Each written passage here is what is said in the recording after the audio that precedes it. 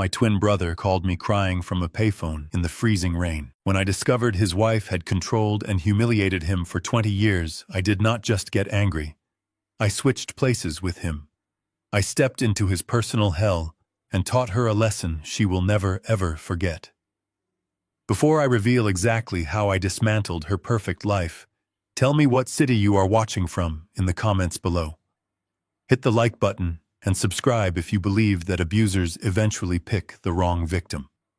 The rain was coming down in relentless, freezing sheets when my truck tires finally crushed the gravel of the downtown bus terminal parking lot.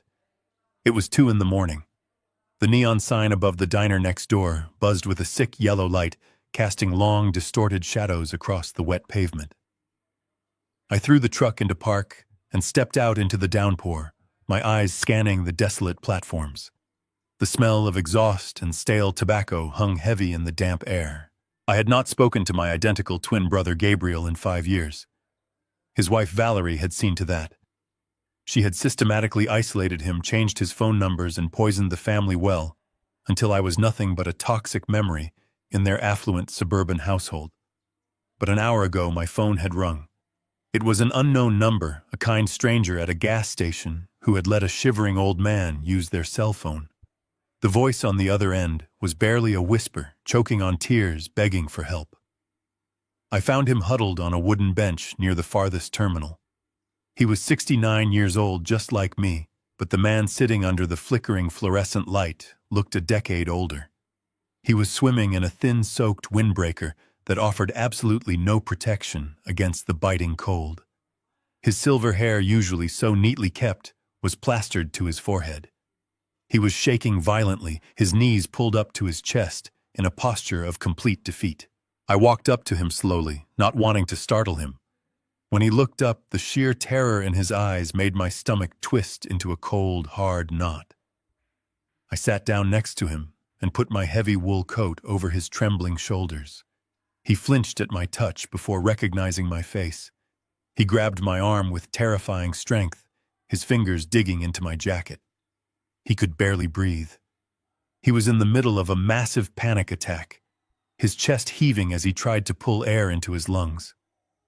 I asked him what happened. I asked him where his car was. I asked him why he was miles away from his gated community in the middle of the night. The story spilled out of him in fractured, humiliating pieces. He had gone to the grocery store that morning to prepare for Valerie's Sunday country club brunch. He had purchased the wrong brand of coffee. He bought a medium roast instead of her preferred imported dark roast. For this unforgivable crime, Valerie had cornered him in the kitchen.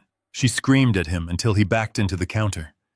Then, as a punishment, she reached into his pockets and confiscated his wallet, his car keys, his cell phone, and his daily medication pillbox. She told him he was a useless, senile old man who needed to learn how to follow simple instructions. She locked him out of the main house and told him to walk to the store and fix his mistake, or he would not be allowed back inside. With no money and a failing heart, he had wandered into the city, completely lost and terrified, his blood pressure soaring until he collapsed near the bus terminal. Listening to his voice break as he recounted this absurdity, a deep, dangerous quiet settled over my mind. For 20 years, I had worked as a forensic auditor. I spent my career dismantling corporate frauds, tracing hidden assets, and destroying arrogant executives who thought they were untouchable. I dealt in cold, hard facts. But the frail, broken man beside me was not a case file. He was my flesh and blood. I gathered him up, practically carrying him to the passenger seat of my truck. The drive back to my cabin in the woods was silent, save for the sound of the heater working overtime and the rhythmic, terrifying wheeze of his breathing.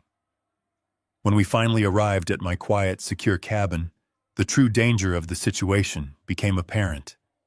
The warmth of the fire did not stop his shaking. His face was flushed with a dangerous mottled red, and he kept pressing his hand against his chest. His blood pressure was spiking to critical levels. He desperately needed his medication, the specific beta blockers Valerie had locked away in her pristine kitchen. I grabbed my phone and immediately called the emergency 24-hour pharmacy in his neighborhood, explaining the situation and asking for an emergency short-term refill. The pharmacist was sympathetic, but completely unhelpful. He pulled up Gabriel's file and informed me that a strict lock had been placed on the account. Valerie had legally established herself as Gabriel's absolute medical proxy. No prescriptions could be authorized, refilled, or released without her direct verbal consent or physical presence. She had built a fortress around his health, turning his very survival into a tool for absolute control. The pharmacist told me I had to call her. I hung up the phone. I looked at Gabriel, who was now lying on my couch, his eyes squeezed shut in pain. I knew that if I called Valerie, she would use this as proof of his incompetence. She would demand he beg. She would likely use the hospital visit to further her narrative that he was losing his mind. I could not let that happen. I walked into my bathroom and turned on the harsh overhead light. I stared at my reflection in the mirror. We were identical twins. Time had aged us similarly, though my face lacked the deep stress-carved lines of constant fear. We had the same build, the same eyes, the same voice. I made a decision that would change the course of all our lives. I walked back into the living room. I reached into the pocket of Gabriel's soaked windbreaker and pulled out the single spare house key he kept hidden on a chain around his neck. I put on his damp, pathetic jacket. I told him to rest, that he was safe and that I was going to get his medicine. I did not tell him how. I drove through the heavy rain toward the affluent suburb of Oak Creek. The sprawling manicured lawns and massive colonial homes looked like fortresses in the dark. I pulled my truck into the alley behind his street and walked the rest of the way. I approached the massive mahogany front door of Gabriel's house. I slipped the spare key into the lock. It turned with a heavy, satisfying click. My intention was simple. I was going to slip inside, find the pillbox in the kitchen, and vanish into the night before anyone knew I was there. I stepped into the grand marble foyer. The house was completely silent, smelling faintly of expensive vanilla candles and lemon polish. I moved silently toward the kitchen, my eyes adjusting to the dark. I was halfway down the grand hallway when the lights suddenly snapped on, blinding me for a split second. Valerie stepped out from the shadows of the formal dining room. She was wearing a silk robe holding a glass of white wine. Her face was a mask of pure, unadulterated contempt. She did not see Gideon, the retired auditor, who could destroy her life with a laptop. She saw Gabriel, the broken husband, returning from his punishment. She did not even ask where I had been. She closed the distance between us with terrifying speed. Before I could speak, she slammed a thick stack of past due notices and credit card bills directly into my chest, forcing me to catch them or let them scatter on the floor.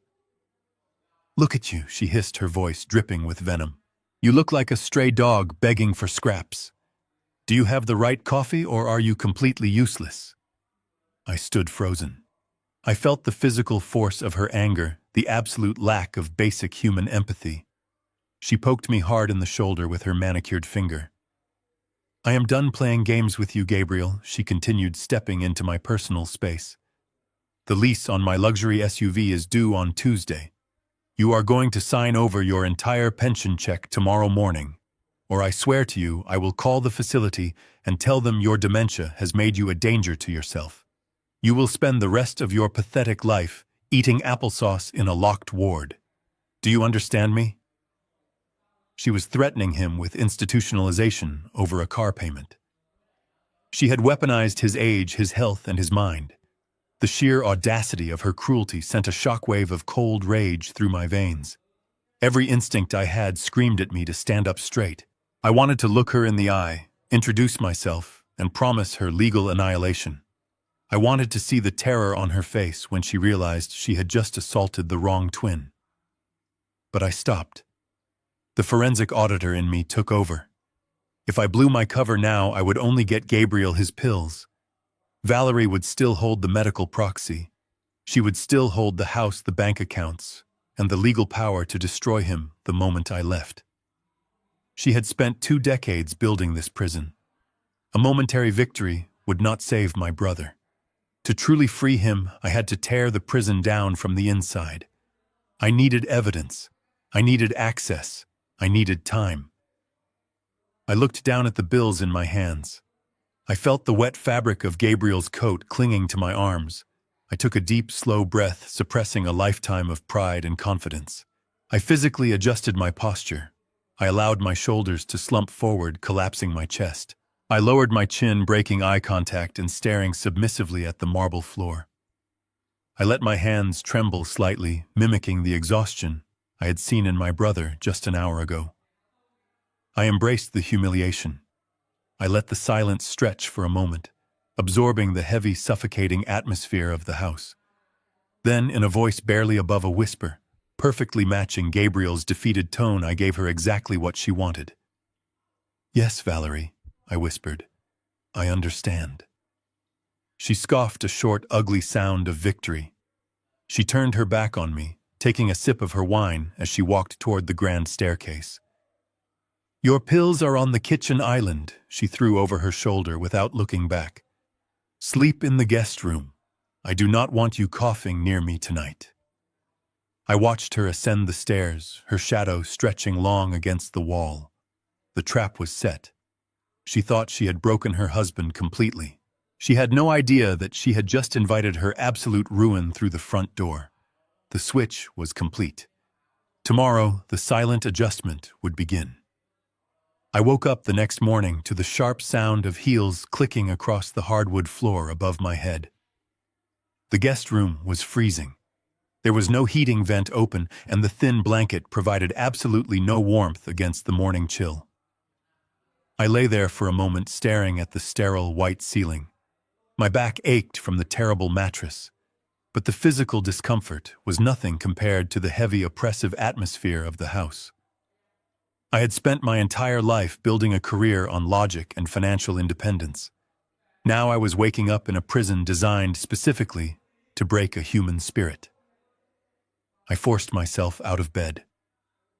I remembered to slump my shoulders and drag my feet, slightly mimicking the heavy, exhausted gait of my brother. I walked out of the room and down the long hallway toward the kitchen. Valerie was already there. She was dressed impeccably, in a tailored suit, drinking a cup of the dark roast coffee Gabriel had failed to buy the day before. She did not say good morning. She did not even look up from her tablet when I entered the room. Instead, she simply tapped a manicured fingernail against a piece of yellow notebook paper resting on the marble island. She told me my list of tasks for the day was written down and that she expected every single item completed before she returned from her country club luncheon. I walked over and picked up the paper. The list was not a set of household chores. It was a calculated exercise in humiliation. She wanted the baseboards in the entire downstairs area scrubbed by hand with a toothbrush. She wanted the grout in the master bathroom bleached. She wanted her massive collection of designer shoes taken out of their boxes, polished, and put back. These were not tasks for a husband. These were tasks designed to keep a man on his knees. I nodded slowly, keeping my eyes cast downward. I walked over to the refrigerator to get something to eat. Before my hand even touched the handle, her voice cracked through the air like a whip. She told me my breakfast was already on the counter. I looked over and saw a single piece of dry toast and a small plastic cup of generic brand applesauce. She told me my cholesterol was too high and that she would not have me dropping dead and ruining her schedule. She was starving him. She was controlling his calorie intake under the guise of medical concern. I took the dry toast and sat at the small table in the corner of the kitchen. I ate it in complete silence.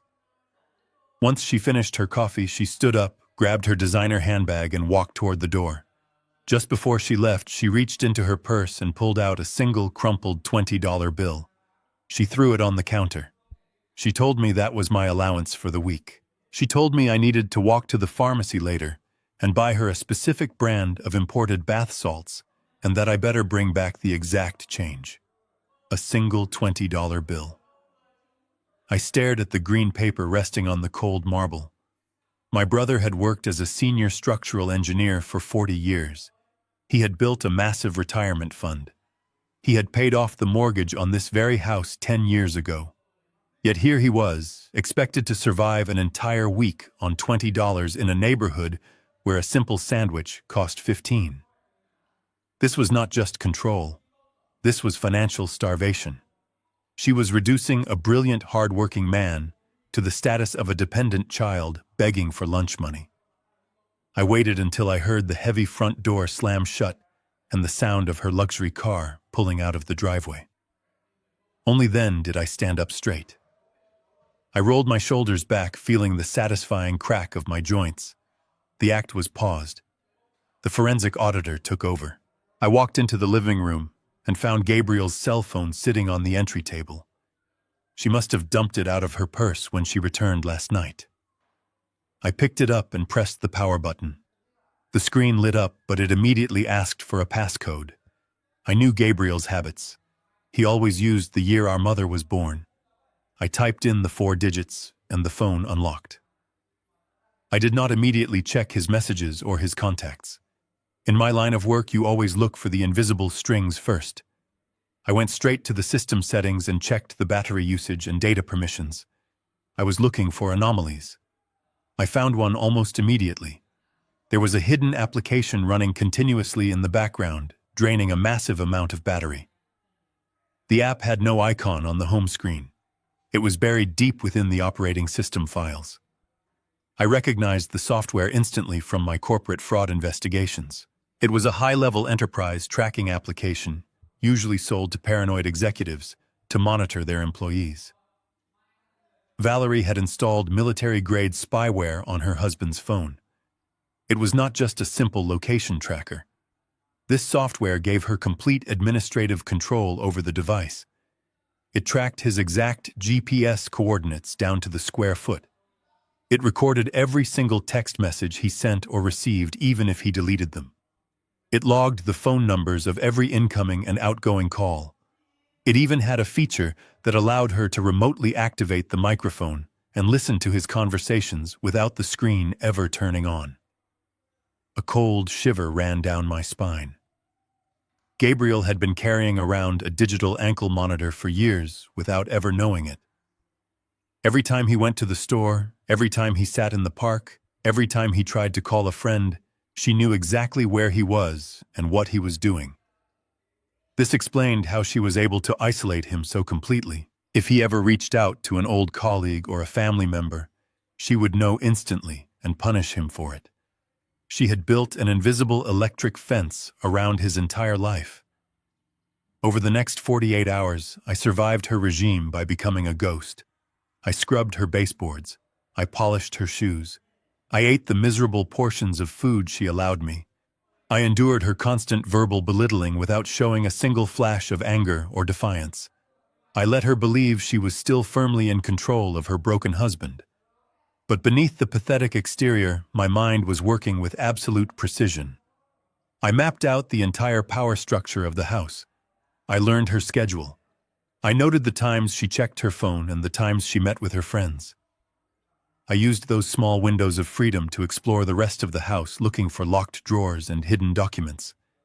I did not touch anything. I did not move a single piece of paper out of place. I simply observed and cataloged. The tracking app on the phone meant I could not make any outside calls yet. I had to leave the device sitting on the kitchen counter whenever I moved around the house so she would think I was simply sitting quietly in one place.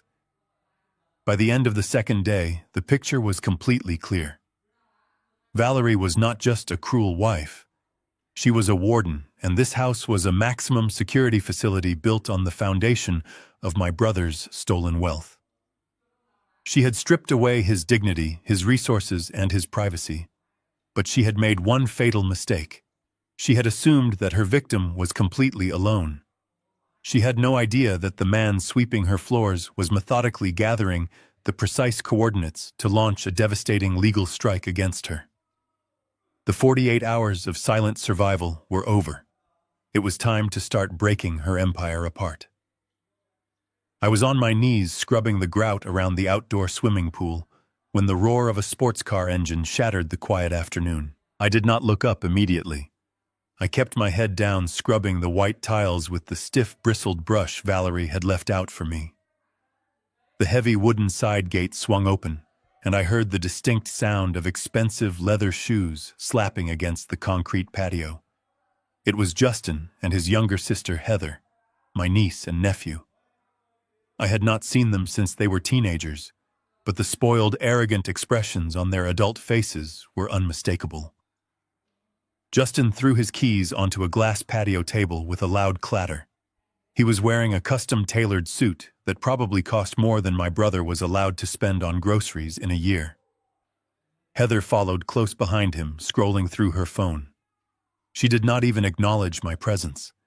She just walked over to the shaded lounge chair and sat down, complaining about the heat. Justin walked right up to the edge of the pool, stopping just inches from my hands. He did not say hello. He did not ask how I was feeling. He simply dropped a thick manila folder onto the wet concrete right next to my bucket of bleach water. "Get up," he ordered, his voice tight with impatience. "I need this signed today." I slowly pushed myself off the ground, letting my knees pop loudly. I wiped my hands on the oversized, ragged t-shirt Valerie had given me to wear. I picked up the folder and opened it. My eyes scanned the documents. It was a commercial real estate loan application. Justin was trying to buy a failing boutique fitness center downtown. He was asking for a massive line of credit. But the section that made my blood run cold was the guarantor page. He was using the equity in this very house as collateral. He was risking the roof over his father's head to fund a vanity business project. I looked at the numbers. It was a terrible deal. Any first-year accounting student could see the business was hemorrhaging money. The interest rate on the loan was predatory. "I cannot sign this," I whispered, perfectly imitating Gabriel's hesitant tone. "The risk is too high. If the business fails, the bank will take the house." Justin laughed. It was a cruel, dismissive sound. He stepped closer, pointing a finger directly at my face. "You are not a financial advisor, old man. You are barely capable of buying the right groceries. The deal is already done. The broker just needs your signature to release the funds." Heather finally looked up from her phone. Her voice was dripping with condescension. "Just sign the stupid paper, Dad. Justin is actually trying to build something with his life, unlike you. You just sit around here all day draining Mom's resources. It is the least you can do to pay us back for putting up with your memory lapses." The sheer entitlement was breathtaking. They were treating their father like an ATM machine that was malfunctioning. I kept my eyes focused on the concrete, maintaining my submissive posture. I tried to hand the folder back to Justin. I shook my head slowly. "I cannot do it," I said, my voice trembling slightly. "It is everything I have left." Justin snatched the folder out of my hand, his face flushing with sudden rage. He grabbed the collar of my t-shirt, yanking me forward. For a split second, my instincts flared. I wanted to drop him right there on the patio. I knew exactly how to break his grip and put him on the ground, but I forced my muscles to go limp. I let him push me back against the cold brick wall of the house. Before he could speak, the sliding glass door opened. Valerie stepped out onto the patio. She was holding a glass of iced tea. She looked at the scene unfolding by the pool and sighed as if she were dealing with unruly toddlers. "What is the problem now?" she asked, her tone bored and irritated. Justin let go of my shirt and turned to his mother. "He will not sign the guarantor forms. He is being stubborn again. He thinks he understands the market." "So?" Valerie walked over slowly. She did not look at her son. She looked directly at me. Her eyes were completely void of warmth. She stepped so close I could smell the expensive perfume she wore. "Gabriel," she said softly, her voice laced with a terrifying calm. "We have discussed this. Justin is expanding his portfolio.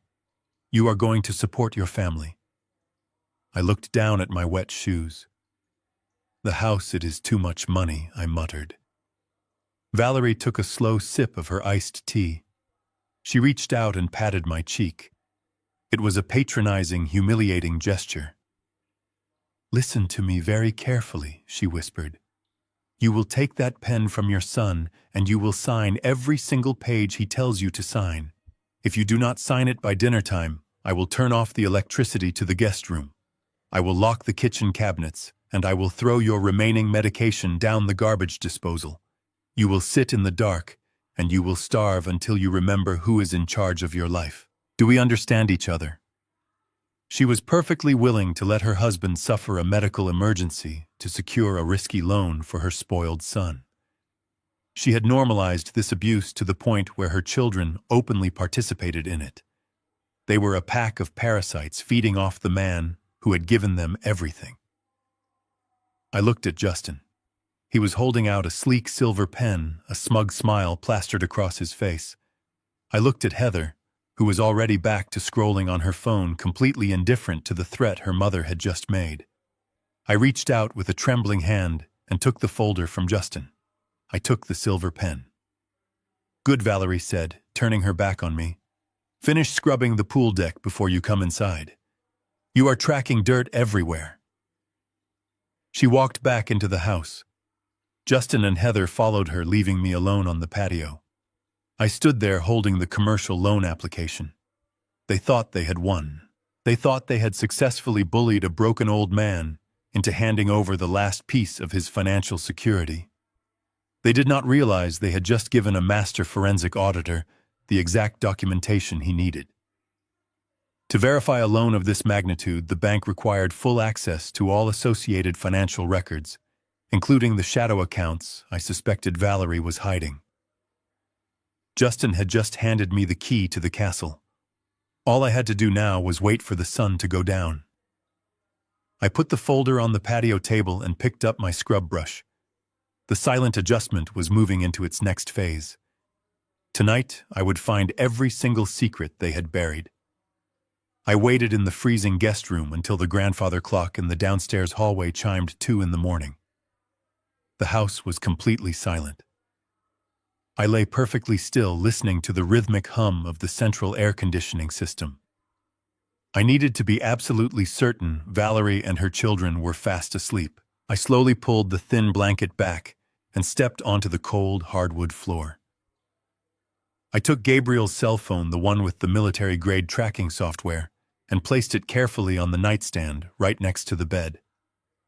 If Valerie woke up and checked her tablet, the GPS would tell her exactly what she wanted to see.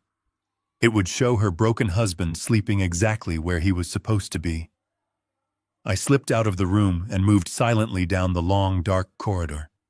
My bare feet made no sound against the thick, expensive carpet of the upstairs landing. I bypassed the master bedroom where I could hear the faint sound of Valerie breathing heavily in her sleep. I continued past Justin's room and Heather's room, descending the grand curved staircase. My destination was the closed mahogany door at the end of the formal dining room, Valerie's private home office. I reached the door and wrapped my hand around the brass knob. I turned it slowly. It was locked. Of course it was locked. She controlled everything in this house, including the flow of information. But a standard interior privacy lock was an insult to a man who had spent his entire career bypassing corporate security systems.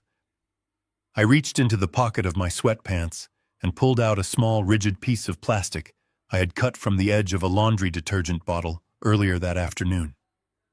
I slid the plastic into the doorframe, manipulating the slanted latch. In less than 10 seconds, the lock clicked open with a soft mechanical snap. I stepped inside and closed the door securely behind me.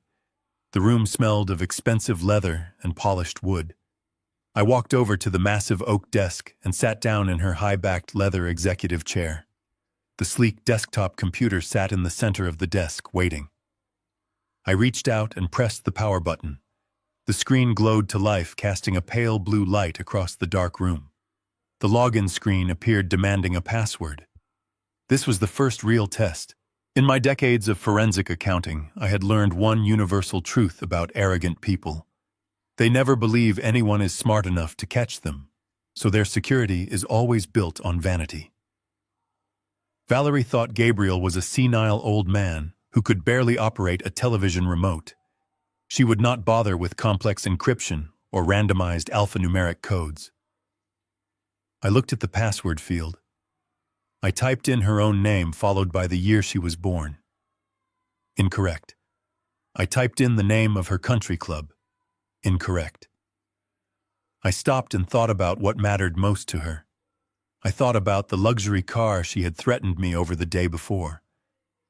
I typed in the make and model of the car, followed by a dollar sign. The screen flashed green and the desktop materialized. I went straight to work.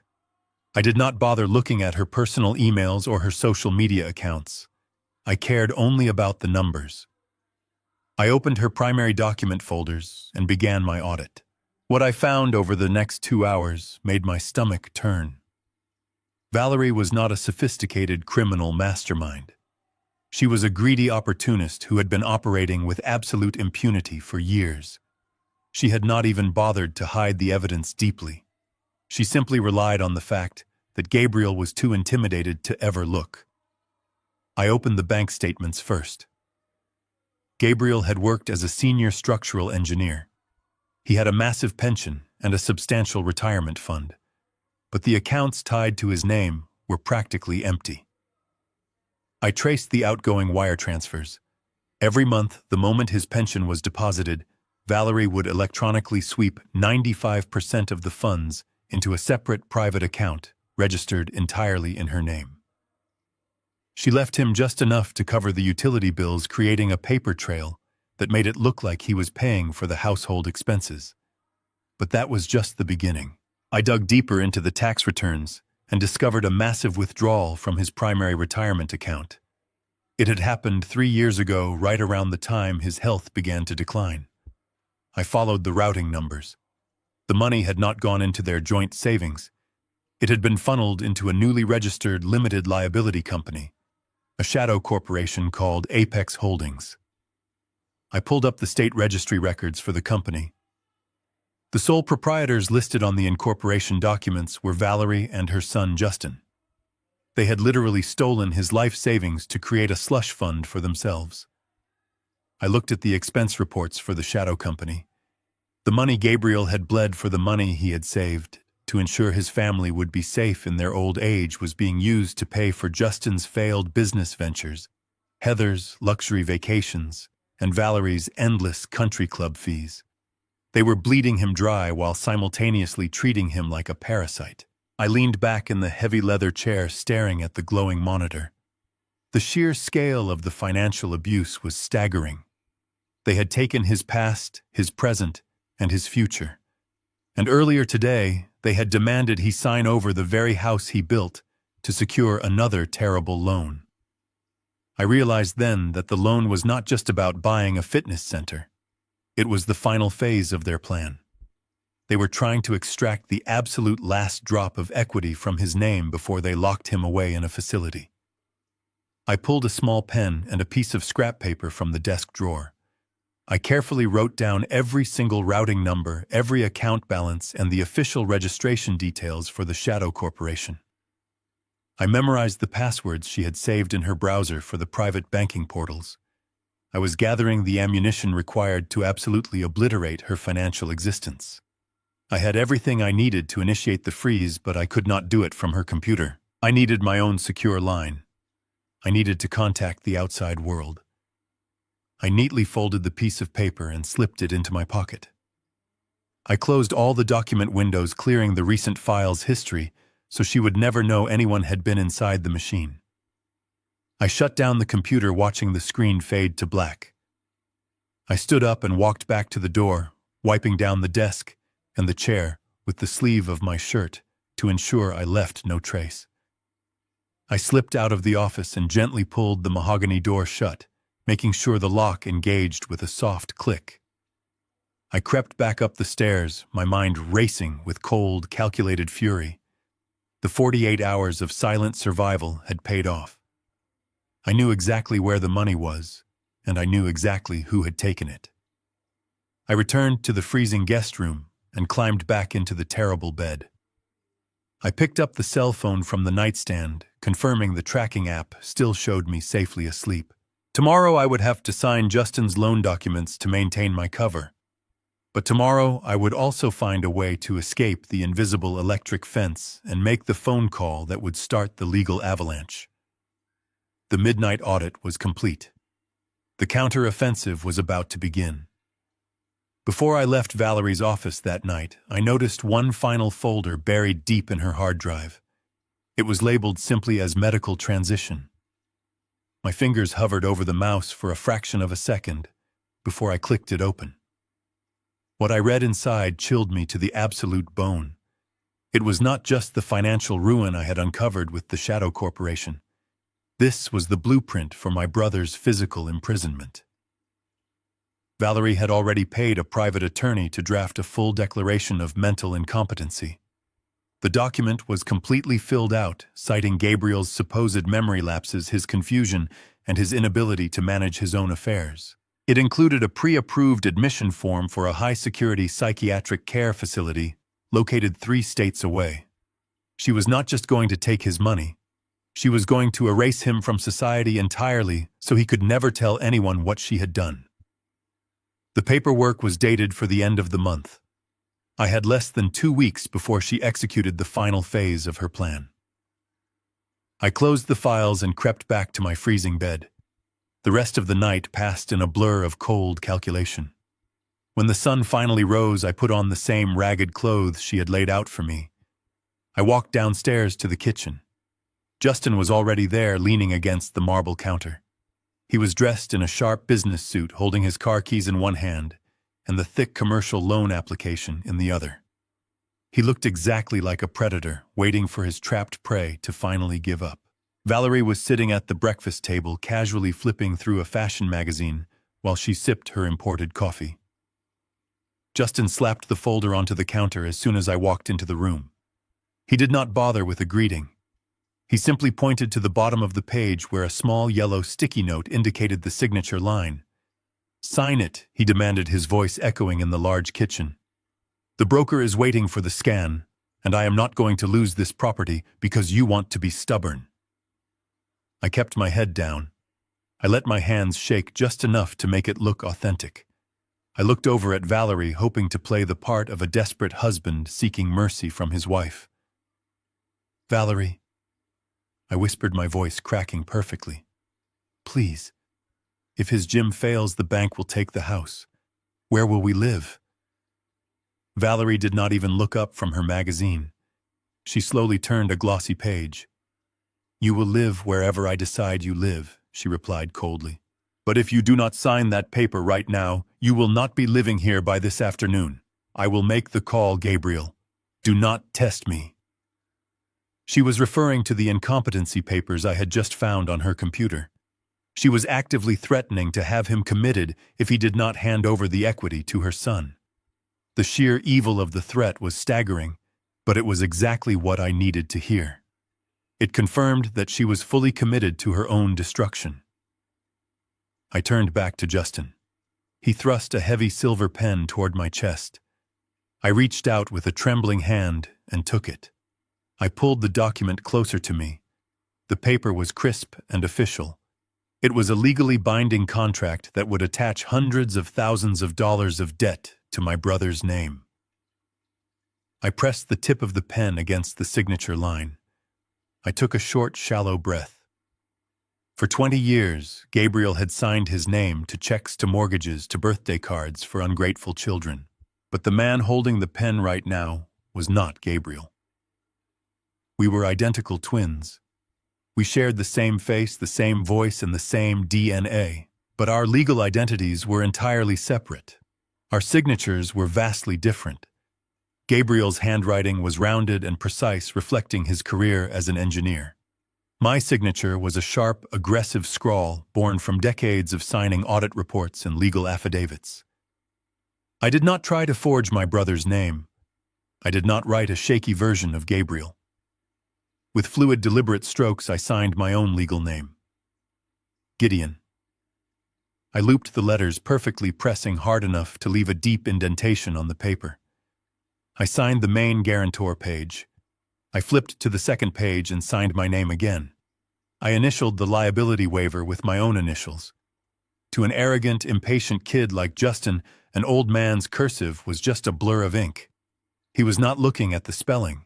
He was only looking for the surrender. He was only looking for the ink on the line so he could get his money. I put the pen down and pushed the folder back across the counter. I kept my eyes fixed on the floor, maintaining the illusion of absolute defeat. Justin snatched the folder up immediately. He flipped through the pages, quickly checking that all the sticky notes had been covered. A massive, triumphant smile spread across his face. He looked at me with pure disgust. "See how easy that is," he sneered. "If you just did what you were told, your life would be a lot less miserable." He closed the folder and tucked it under his arm. He kissed his mother on the cheek, thanking her before walking out the door to drive to the bank. Valerie finally looked up from her magazine. She gave me a cold, approving nod, as if I were a dog who had finally learned to sit on command. She told me to go clean the garage. I turned around and walked away. A deep, satisfying warmth spread through my chest. Justin was driving to a major commercial bank with a fraudulent document. He was about to submit a high-stakes loan application using a guarantor signature that did not match the name on the account, the deed to the house, or the biometric records at the financial institution. The document was completely void. But more importantly, the moment the bank processors ran that signature through their fraud department, they would flag the transaction. Justin had just handed the bank documented proof of attempted mortgage fraud. They thought they had broken me. They thought they had secured their wealth. They had absolutely no idea that I had just lit the fuse on a legal bomb that was going to level their entire world. I walked into the garage and picked up a broom. I had successfully survived the morning. Now I needed to find a way to leave the house without triggering the tracking app so I could make the phone call to my lawyer. The net was tightening, and Valerie was completely blind to it. Valerie cornered me in the hallway just before noon. She shoved a crumpled grocery list into my chest along with a $10 bill. She told me I needed to walk to the plaza 2 miles away and buy her specific brand of sparkling water. She warned me not to take too long because she would be actively checking my location on her phone. She looked me up and down with absolute disgust, reminding me to use the service entrance when I returned so I would not track dirt onto her foyer rug. This was the exact opportunity I had been waiting for. I put on Gabriel's worn-out sneakers and walked out the front door. I felt the weight of my own leather wallet hidden deep inside the lining of my jacket. I had kept my own cash and my own identification cards when I made the switch at the cabin. Valerie had stripped Gabriel of all his financial power, but she had absolutely no idea she was living with a man who had immediate access to limitless resources. I walked the 2 miles to the shopping plaza, keeping my head down and my pace painfully slow. My mind was rapidly calculating the exact radius and limitations of the tracking software on Gabriel's phone. The application was highly accurate, but it had a margin of error of about 50 feet depending on the structural interference of large concrete buildings. I needed a location that would mask my movements perfectly without triggering a stationary alert on her end. I entered the massive grocery store. The building was a sprawling concrete box with a reinforced steel roof. I knew this would scramble the tracking signal just enough to cause a slight drift on Valerie's screen, making it look like I was simply walking down the aisles. I walked directly to the pharmacy section located at the very back of the massive store. I approached the drop-off window and set Gabriel's phone down on the glass counter, making sure the screen was facing up. I told the pharmacist I needed to check my blood pressure on the public machine just a few feet away. I asked him if he could watch my phone for a moment so it would not get stolen from the basket. The pharmacist nodded kindly and turned his back to fill a prescription. The moment he looked away, I did not go to the blood pressure machine. I turned and walked quickly down the paper goods aisle, slipping through the employee-only swinging doors at the back of the store.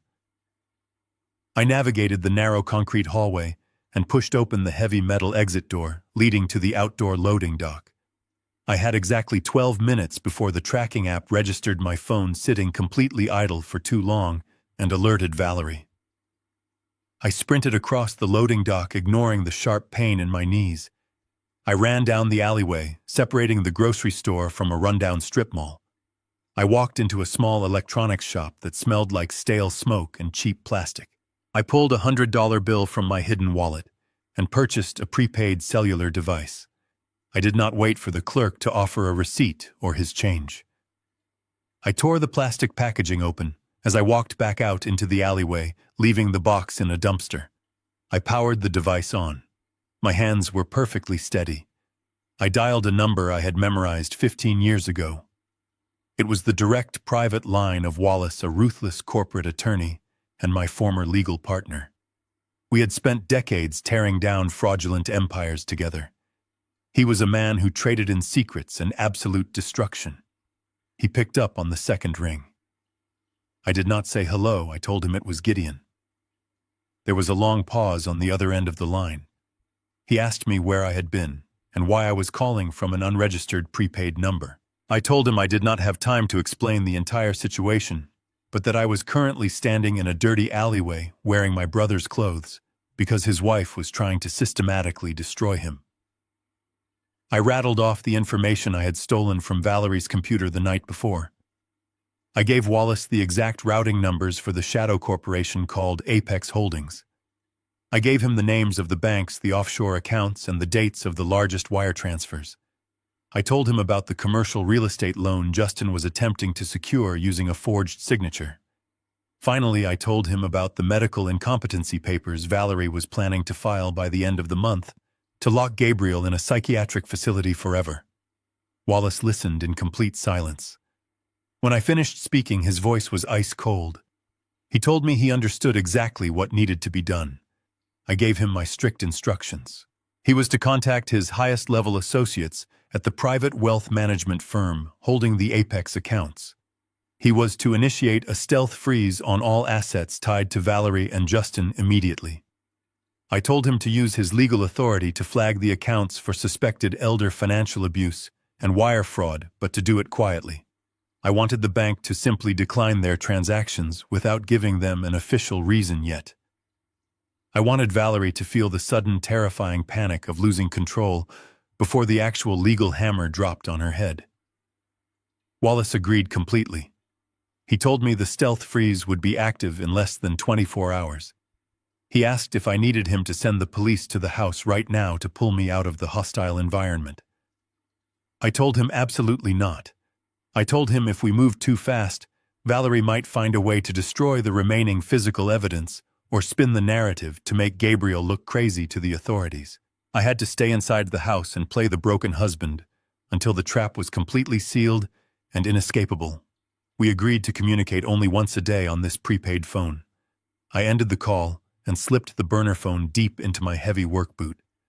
I checked my watch. 9 minutes had passed. I ran back up the alleyway, slipped through the metal loading dock doors, and navigated the employee hallway back into the grocery store. My chest was heaving and my lungs burned, but I forced myself to slow down to a pathetic, exhausted shuffle as I pushed back through the swinging doors into the public aisles. I walked back to the pharmacy counter. The pharmacist was still busy typing on his computer. Gabriel's phone was sitting exactly where I had left it, on the glass counter. I picked it up and unlocked the screen. The tracking application showed my location as a static blue dot right inside the pharmacy. Valerie had not noticed a single thing. The illusion of my complete submission was still perfectly intact. I took the crumpled $10 bill Valerie had given me and walked over to the beverage aisle. I bought her exact brand of imported sparkling water, making sure to get the receipt with the exact change. I walked the 2 miles back to the house in the freezing afternoon air. The physical toll on my aging body was incredibly heavy, but my mind was completely alive and focused. For 20 years, Valerie had controlled every single aspect of my brother's existence.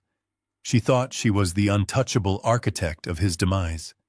She did not know that the blueprint had just been stolen and the demolition crew had already been dispatched. I opened the front door of the massive colonial home. Valerie was sitting in the living room watching a television show about luxury real estate. I walked over and placed the sparkling water on the glass coffee table along with the receipt and her remaining coins. She did not look at me. She just waved her hand in the air, dismissing me to the kitchen. I walked away, keeping my head down. My boot felt incredibly heavy with the secret device hidden inside. The silent adjustment was no longer just a plan in my head. It was an active legal operation.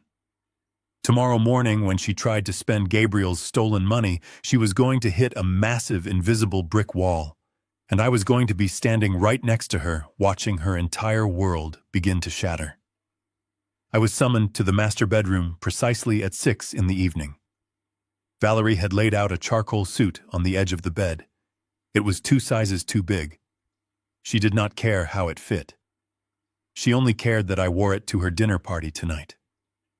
I put the suit on, letting the fabric swallow my frame to enhance the illusion of a shrinking, frail old man. I retrieved the burner phone from my work boot and slipped it deep into the interior breast pocket of the jacket. I walked downstairs where Valerie was waiting by the front door, wearing a stunning emerald evening gown and a necklace I knew my brother had purchased for her 10th anniversary. She looked me up and down and adjusted my tie with a sharp, aggressive tug that felt more like a leash than a loving gesture. She drove us to a massive estate located on the highest hill in Oak Creek. The driveway was lined with luxury vehicles. We were attending a private dinner party hosted by the board members of her country club. As we walked up the stone steps, she leaned in close and whispered her instructions directly into my ear. She told me to speak only when spoken to. She told me to agree with everything she said, and most importantly, she told me not to embarrass her by dropping my food or forgetting the names of her important friends. We entered the grand dining room. The table was set for 12 people with heavy crystal glasses and silver cutlery. The room buzzed with the shallow, arrogant conversation of the local elite. Valerie immediately guided me to a chair at the far end of the table, isolating me from the center of attention. She took her seat right in the middle, holding court like a queen. Throughout the first course of the meal, she completely ignored me. But as the wine began to flow and the main course was served, she seamlessly shifted the conversation to the topic of her own manufactured suffering. She sighed loudly, placing her silver fork down on her expensive china plate. She looked around the table, ensuring she had the absolute attention of every single guest. She began to weave a terrifyingly convincing story about her tragic life as a caregiver. She told them about the incident 2 days ago, when Gabriel had wandered away from the grocery store. But she did not tell them she had confiscated his wallet and locked him out of his own house. She told them he had suffered a severe manic episode and forgotten his own name.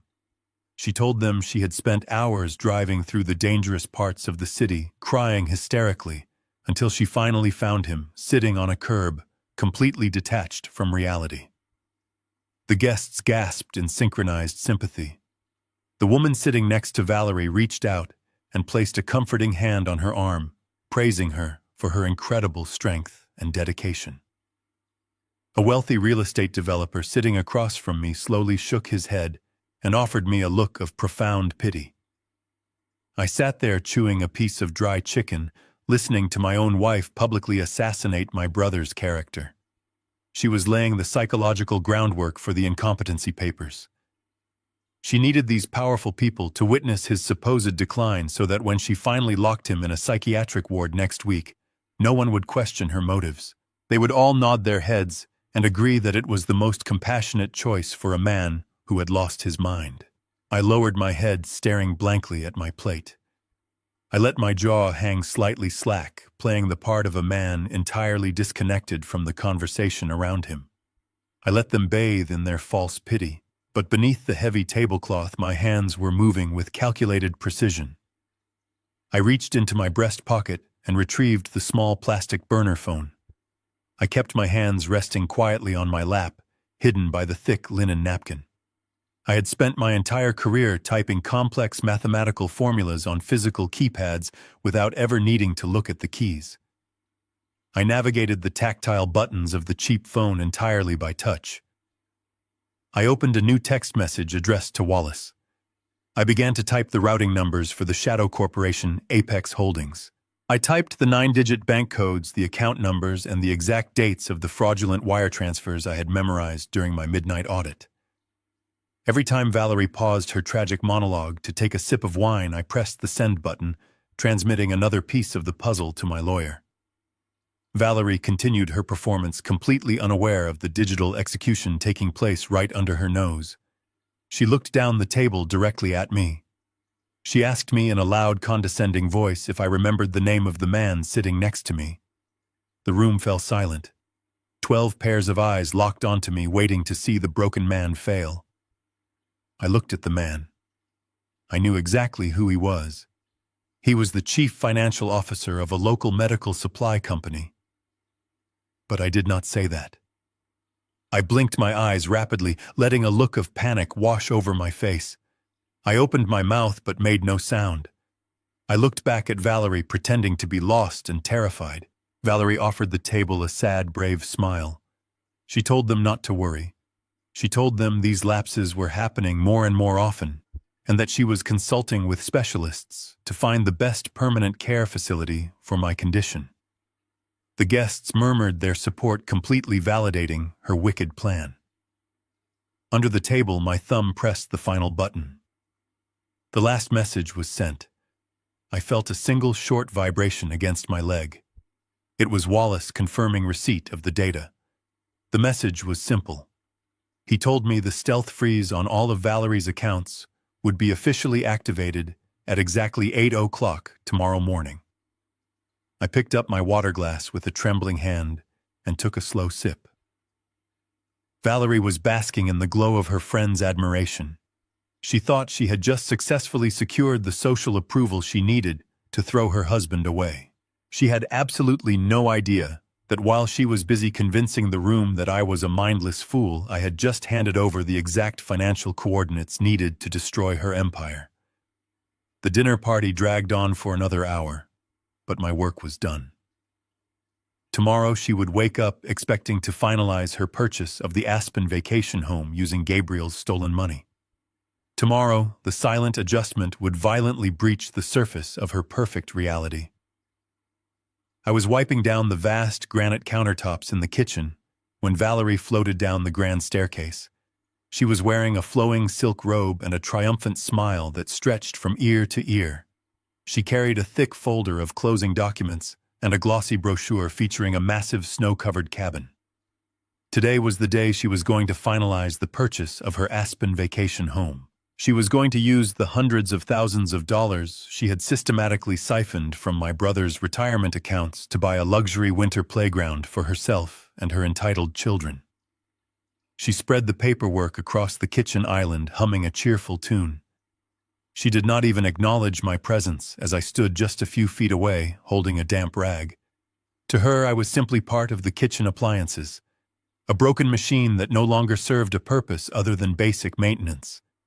I kept my head down and continued to wipe the pristine counter, waiting for the inevitable explosion. I knew that exactly at 8 o'clock this morning, Wallace had executed the stealth freeze on every single account tied to the Shadow Corporation. I glanced at the digital clock on the microwave. It was 9:15. The trap was already armed and waiting. Valerie opened her sleek silver laptop and booted it up. She poured herself a glass of fresh orange juice and sat down on the high leather stool. I watched her perfectly manicured fingers dance across the keyboard as she logged into the private banking portal. This was the exact portal I had compromised during my midnight audit. She navigated to the wire transfer page. She typed in the massive sum required for the real estate closing. She did not hesitate. She felt absolutely no guilt about stealing a lifetime's worth of hard-earned money from the man she had sworn to love and protect. She reached over and firmly clicked the enter key to authorize the transaction. A heavy, pregnant silence filled the large room. Valerie frowned. She leaned closer to the screen, her eyes narrowing. She tapped the trackpad again. The bright red error message must have been glaring back at her. Transaction declined. She let out a small, annoyed sigh, attributing it to a simple computer glitch. She refreshed the page and entered the routing numbers a second time, pressing the keys with a bit more force. She clicked, authorize. Again, the system denied her. Her cheerful demeanor instantly evaporated. The muscles in her jaw tightened. She picked up her cell phone and dialed the direct line to her private wealth management firm. Her voice was initially sweet and polite, dripping with the fake charm she reserved for anyone she considered useful to her goals. She asked to speak with her senior account manager. She playfully complained that the online banking system was being difficult and requested that he manually push the wire transfer through immediately because her real estate broker was waiting for the funds. I kept scrubbing the same spot on the granite, listening intently to the one-sided conversation. The voice on the other end of the line must have delivered the devastating news with absolute bureaucratic coldness. Valerie's face drained of all color.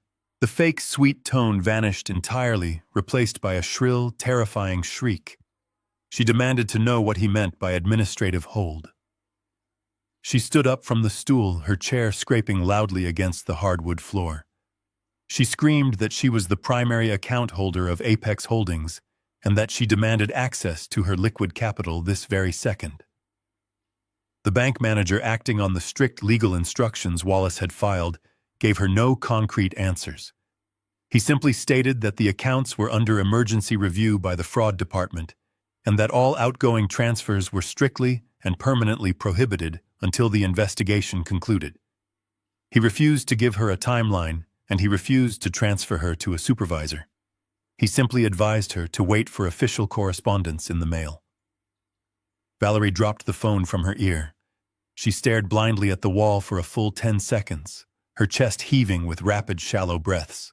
Her perfect, untouchable reality was suddenly dissolving, and she had absolutely no idea who was pulling the strings.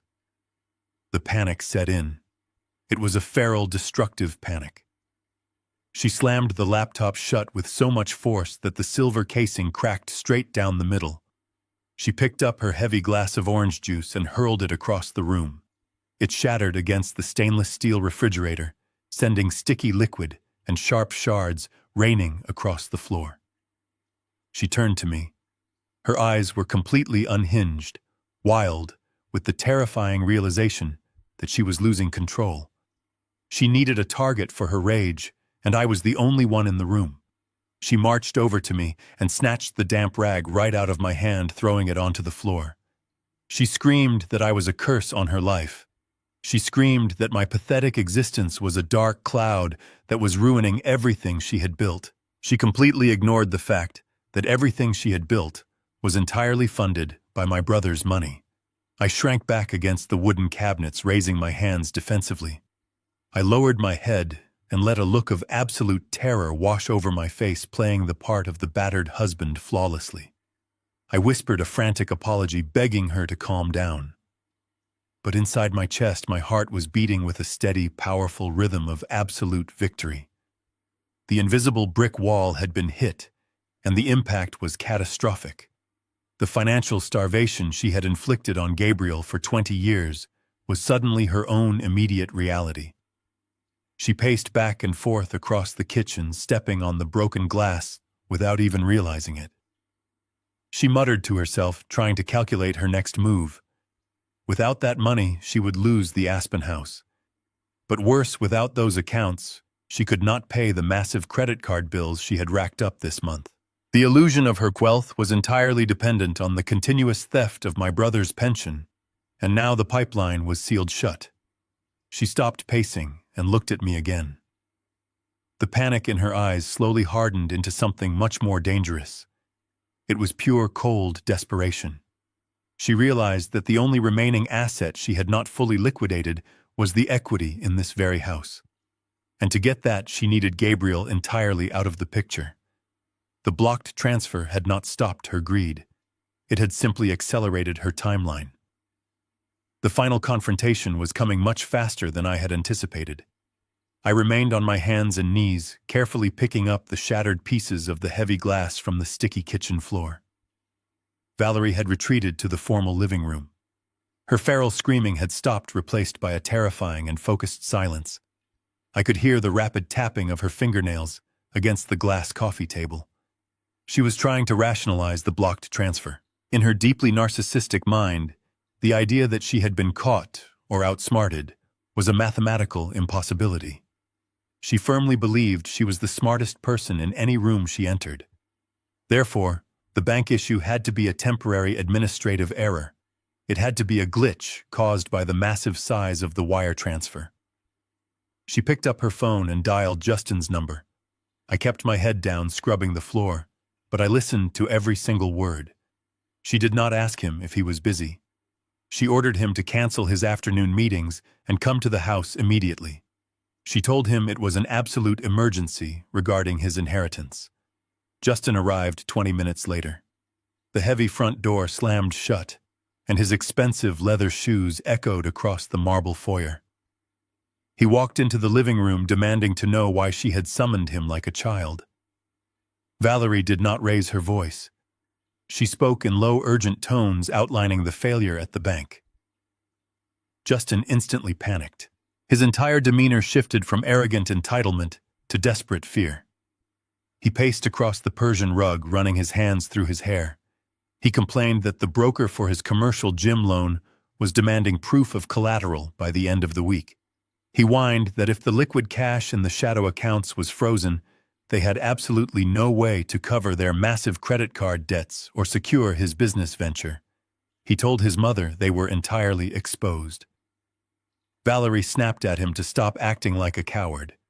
She told him the bank hold was just a minor setback, an annoying bureaucratic hurdle that would clear in a few days.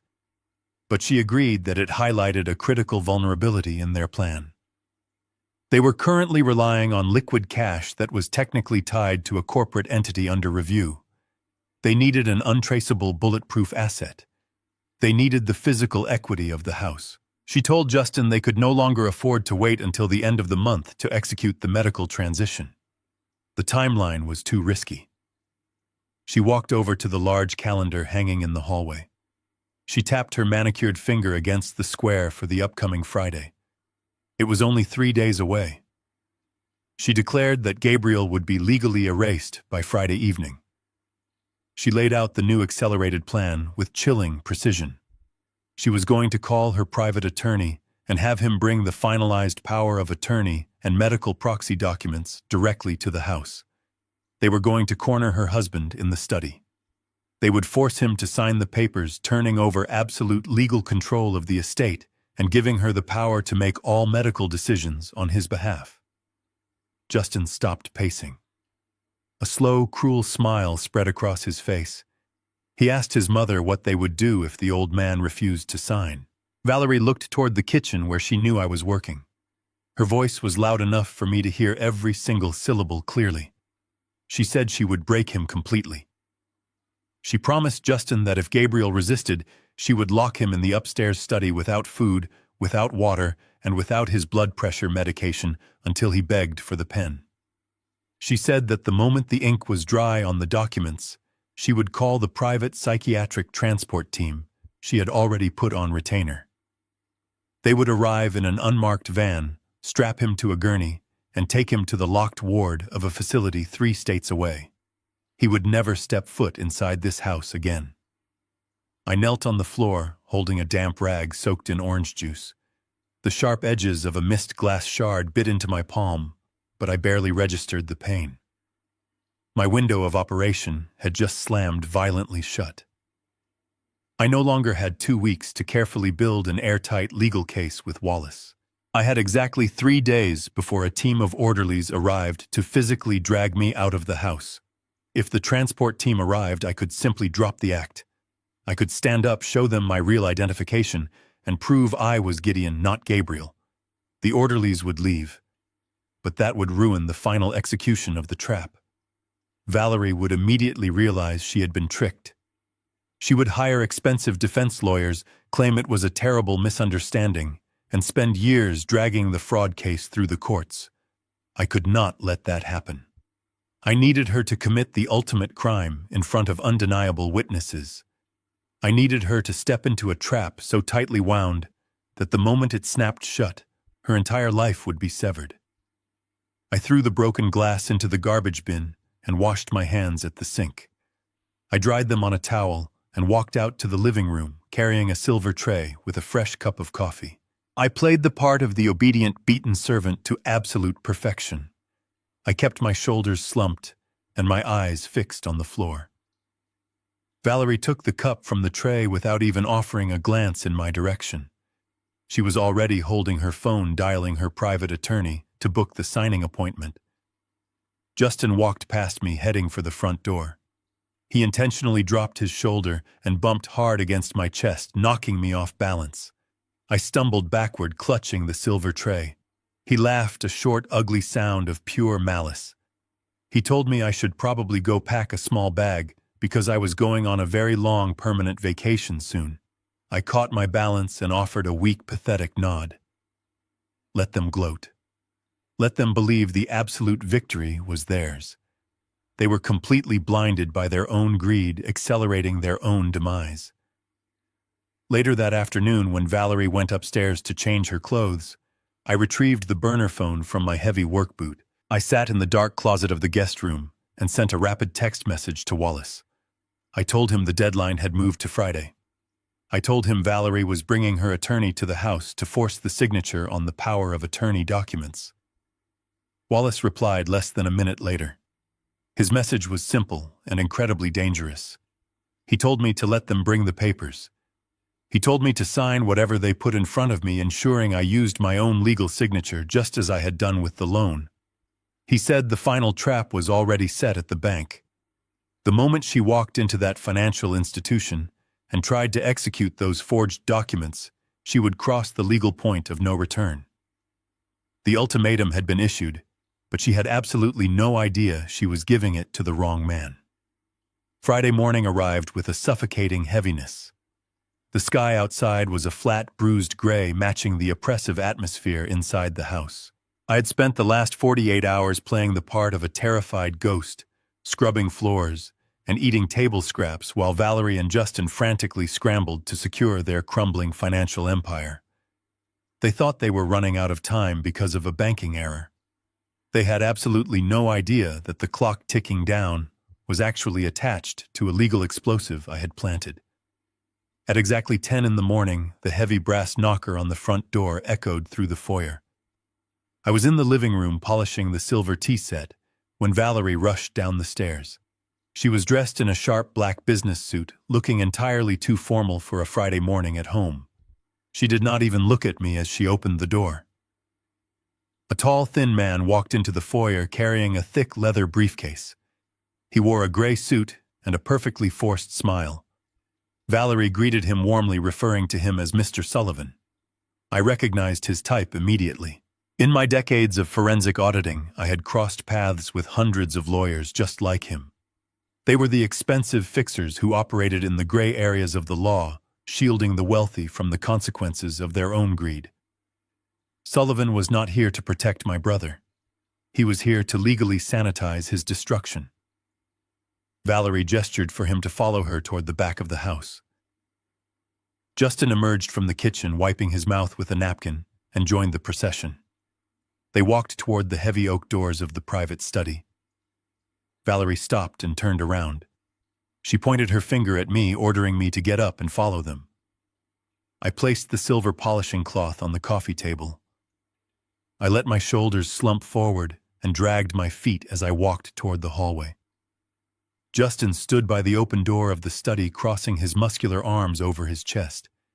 He looked at me with a mixture of disgust and eager anticipation.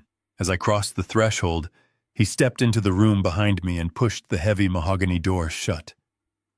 The thick wood completely muffled the sounds of the outside world. I heard the distinct metallic click of the brass lock engaging. They had literally locked me inside the room. There were no windows facing the street, only a single large pane of glass looking out over the enclosed backyard. It was a perfectly designed interrogation box. Sullivan walked over to the massive mahogany desk and placed his leather briefcase on the polished surface. He popped the brass latches open and began pulling out stacks of thick legal documents. He arranged them in perfect, precise piles. He did not look at me. He treated me as if I were a piece of defective machinery that simply needed to be decommissioned. Valerie walked around the desk and stood right next to the lawyer. She placed her hands flat on the wood, leaning forward to establish her absolute dominance in the room. She told me to sit down in the heavy leather chair opposite the desk. I obeyed, keeping my eyes cast downward. I let my hands tremble, visibly resting them on my knees. Valerie did not waste time with pleasantries. She told me the game was officially over. She pointed to the thickest stack of papers on the desk.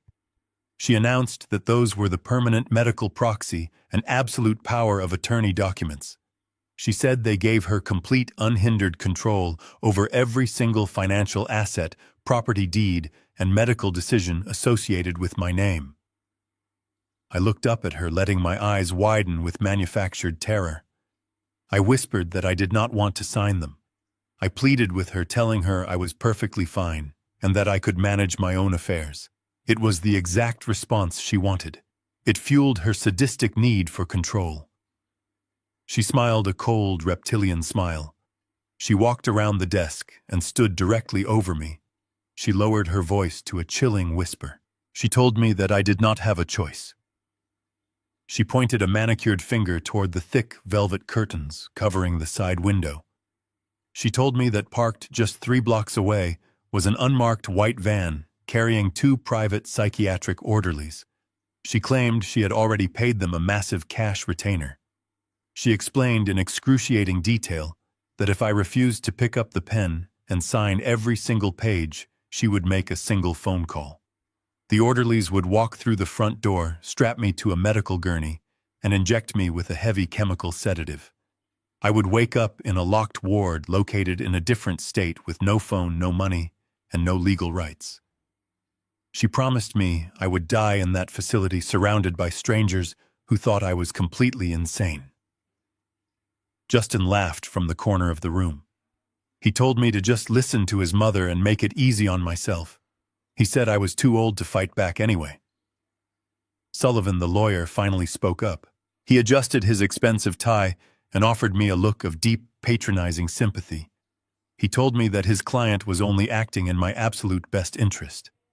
He said my cognitive decline was becoming a burden on the family and that these documents were simply a standard legal precaution to ensure I received the proper care. He was actively participating in a hostage situation and wrapping it in the language of legal compassion. I sat in the chair, absorbing the sheer magnitude of their evil. They had cornered an elderly man in a locked room, threatening him with physical abduction and permanent chemical imprisonment if he did not hand over his entire net worth. If Gabriel were sitting in this chair, he would have been completely broken by now. He would have signed away his life just to avoid the terrifying van waiting down the street. The psychological torture was absolute. But I was not Gabriel. I was Gideon. My heart was not hammering with fear. It was beating with the cold, steady rhythm of an executioner about to drop the blade. Every single threat Valerie made, every single word Sullivan spoke was just another nail in their legal coffin. They were committing criminal extortion, elder abuse, and conspiracy to commit fraud right in front of my eyes. I kept my head down, hiding the dangerous intensity in my eyes. I let out a soft, pathetic sob, mimicking a man whose spirit had finally snapped. I slowly reached my trembling hand toward the desk. The climax of the silent adjustment had arrived. I was ready to sign my name and destroy them all. I let my hand hover over the thick silver pen resting on the mahogany desk. I kept my breathing shallow and erratic, mimicking a man on the verge of a total nervous collapse. I looked up at Sullivan, the private attorney, with tears perfectly pooled in my eyes. I asked him if I could at least read what I was signing before I gave my entire life away. Valerie immediately slammed her hand flat against the desk. She leaned in and told me there was nothing to read. She said I was wasting her time and that the orderlies in the white van were getting impatient. But Sullivan held up a single manicured finger to stop her. He was a professional parasite, and he knew the rules of the game. He calmly explained to Valerie that for the documents to hold up in probate court, the subject needed to appear to have reviewed them voluntarily. He pushed the heavy stack of papers toward me and told me to take a few minutes. I slowly pulled the documents closer. I wiped my eyes with the back of my trembling hand and began to read. To the untrained eye, the pages were just a dense wall of complex legal jargon designed to confuse and intimidate. But to a retired forensic auditor, they were as clear as glass. I scanned the clauses and the stipulations. The cruelty embedded in these pages was absolutely breathtaking. It was not just a standard power of attorney. Sullivan had drafted a complete and total surrender of human agency. The financial section gave Valerie immediate and irrevocable access to all bank accounts, real estate deeds, and life insurance policies. It explicitly waived my right to an independent financial audit. It gave her the power to sell the very house we were sitting in and keep 100% of the proceeds without any legal obligation to provide for my future care. But the medical proxy was far worse. I turned to the second section of the thick packet. My blood ran completely cold. Valerie had not just given herself the power to institutionalize me. She had included a clause that granted her absolute authority over my end-of-life care, including a strict "do not resuscitate" order. If Gabriel ever had a major medical emergency in that psychiatric facility, Valerie had legally mandated that the doctors let him die. She was signing his death warrant and forcing him to endorse it. She wanted the money, and she wanted the man who earned it to disappear permanently. I felt a surge of pure, violent anger welling up in my chest. I wanted to reach across the desk and wrap my hands around Sullivan's expensive silk tie. I wanted to destroy the room. Instead, I let out a loud, pathetic sob. I let my shoulders shake violently, burying my face in my hands. I wept for the 20 years of silent torture my brother had endured. I wept for the absolute betrayal by the woman who was supposed to be his partner. Justin scoffed loudly from the corner of the room. He called me a pathetic old coward and told me to hurry up because he had places to be. Valerie tapped her foot impatiently against the hardwood floor. She told me to stop the theatrical crying. She reminded me about the van waiting just 3 blocks away. She told me the sedative they used was incredibly painful, and that I would wake up in a room with padded walls. I slowly lifted my head. I looked Valerie directly in the eyes. I let her see the absolute defeat she craved. I whispered that I would do whatever she wanted. I picked up the heavy silver pen. It felt cold and solid in my grip. I turned to the first signature line on the financial surrender document. I did not hesitate. I pressed the tip of the pen against the paper and signed my legal name. Gideon. I used the sharp, aggressive loops that I had used to sign hundreds of corporate indictments throughout my career. I flipped to the second page and signed my name again. I turned to the medical proxy and signed my name right below the "do not resuscitate" order. I initialed every single page exactly where Sullivan had placed a small yellow sticky note. I was legally endorsing documents with a signature that did not match the name on the account, the biometric records at the bank, or the marital certificate. I was handing them a stack of worthless forged paper.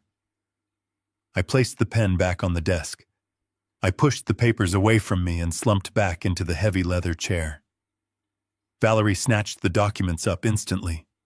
She practically ripped them off the desk in her eagerness. She flipped through the pages, checking every single signature line with hungry, desperate eyes. She did not read the cursive letters. She only saw the blue ink that represented her absolute victory. A massive, genuine smile broke across her face. It was the first time I had seen her look truly happy since I arrived. She turned to Sullivan and handed him his copy of the paperwork. She thanked him for his excellent service and told him his retainer bonus would be wired by the end of the day. Justin walked over and clapped his mother on the shoulder. He looked at me with a smirk of absolute victory. He told me I made the right choice. Valerie did not even bother to look at me again. I was no longer a person to her. I was just a cleared obstacle. She turned her back on me and walked toward the heavy oak door. Justin and Sullivan followed her out. The door clicked shut behind them, but this time I did not hear the brass lock engage. I was no longer a prisoner. I was just a ghost waiting to be evicted. I sat alone in the quiet study listening to their cheerful voices echoing down the hallway. They thought they had just secured millions of dollars and a permanent life of luxury. They had absolutely no idea that the ink drying on those pages was the exact evidence Wallace needed to trigger federal fraud charges. The trap was fully armed. Valerie was about to walk into the bank and detonate her entire life. I listened to the sound of Valerie's luxury sports utility vehicle tearing out of the driveway. She was speeding toward the downtown financial district, with the forged documents sitting on her passenger seat. She firmly believed she was driving toward her ultimate financial liberation. I walked out of the locked study and went straight to the kitchen. I did not go back to scrubbing floors. I retrieved my burner phone from my boot and dialed Wallace. He answered immediately. He told me his associate, the senior branch manager at the private wealth institution, was already waiting for her.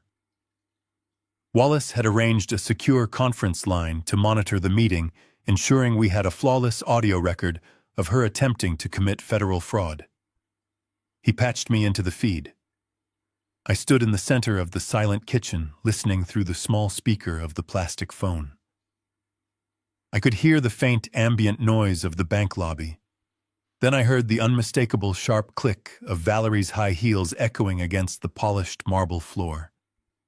She did not wait in line. She marched directly past the velvet ropes and demanded immediate entry into the senior manager's private glass office. She announced herself with the aggressive entitlement of a woman who believed she owned the building. The manager, a man trained perfectly by Wallace, greeted her with absolute professional coldness. He invited her to sit down. Valerie did not sit. She slapped the thick stack of legal documents directly onto his pristine glass desk. I could hear the heavy thud of the paper through the phone. She demanded that he immediately lift the administrative hold on the Apex Holdings accounts. She instructed him to process the wire transfer for her Aspen vacation home and to liquidate the remaining balance of Gabriel's retirement funds into a separate offshore account registered solely under her name. She told him she now held absolute permanent medical and financial power of attorney. The manager remained perfectly calm. He picked up the documents and began to review them. The silence on the open line was thick and heavy. I pictured Valerie standing there tapping her foot, expecting the terrified compliance she was so used to extracting from my brother. She told the manager to hurry up because her real estate broker was waiting for the confirmation number. The manager finally spoke. His voice was smooth and devastatingly precise. He told her that he could not process the wire transfer to Aspen. He told her he could not lift the administrative hold. Valerie immediately raised her voice. She pointed to the paperwork and screamed that the documents gave her absolute legal authority over every single penny in the trust. The manager corrected her. He told her she was operating under a massive misunderstanding. He explained that the power of attorney document was entirely useless because the accounts she was trying to access no longer existed. He told her that 48 hours ago, the primary account holder had bypassed the Shadow Corporation and executed a total liquidation protocol. Every single dollar from the retirement funds, the investment portfolios, and the offshore accounts had been legally transferred to a secure blind trust located outside of her legal jurisdiction. The Apex Holdings accounts were completely zeroed out and permanently closed. I heard Valerie gasp. It was a sharp, ragged intake of air. The illusion of her endless wealth was instantly vaporized. She stuttered, struggling to form a coherent sentence. She demanded to know how Gabriel could have possibly done that. She screamed that he was a senile old man who did not even know how to use a computer. She slammed her hands against the desk, demanding the manager reverse the transfers immediately. She told him Gabriel was mentally incompetent, and that the power of attorney she just provided proved she was in charge. That was the exact moment the trap snapped completely shut. The manager let her finish her frantic screaming. Then he delivered the final lethal blow. He told her that the documents she brought into his office were legally fraudulent. He explained that the bank utilized highly advanced biometric signature verification for all high-net-worth clients. He told her the signature on the bottom of the power of attorney did not match the established legal baseline for Gabriel. The cursive loops were wrong. The pressure was wrong. The name itself was entirely inconsistent with their deeply encrypted security files. Valerie fell completely silent. The sheer impossibility of the situation broke her mind. She had watched him sign the papers with her own eyes just an hour ago. She had locked him in a room and forced him to do it. She could not comprehend how the signature was fake. The manager did not give her time to process the mystery. He shifted his tone from customer service to absolute legal authority. He informed her that attempting to execute a forged legal document to seize assets from a closed account was a severe violation of federal banking laws.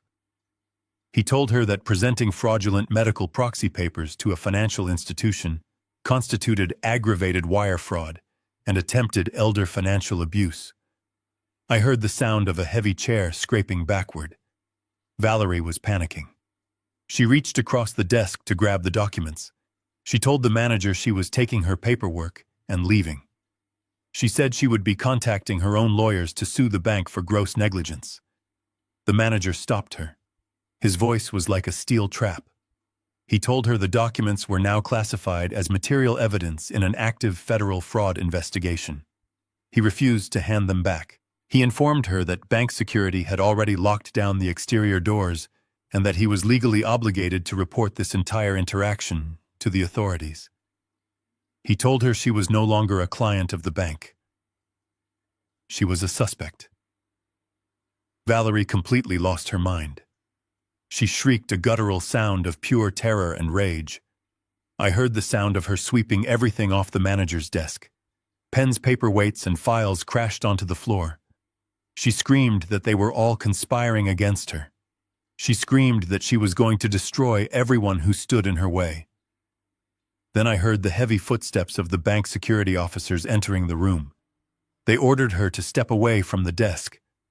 They escorted her out of the private office while she kicked and screamed like a feral animal trapped in a cage. Wallace muted the audio feed from the bank and came back on the line. He told me the manager had secured the forged documents in the vault. He said Valerie was currently being physically removed from the premises and thrown onto the sidewalk in front of dozens of witnesses. The financial execution was a complete success. She had absolutely nothing left. Her stolen money was gone. Her leverage was gone. Her pristine social reputation was currently bleeding out on the pavement of the financial district. I ended the call and slipped the phone back into my pocket.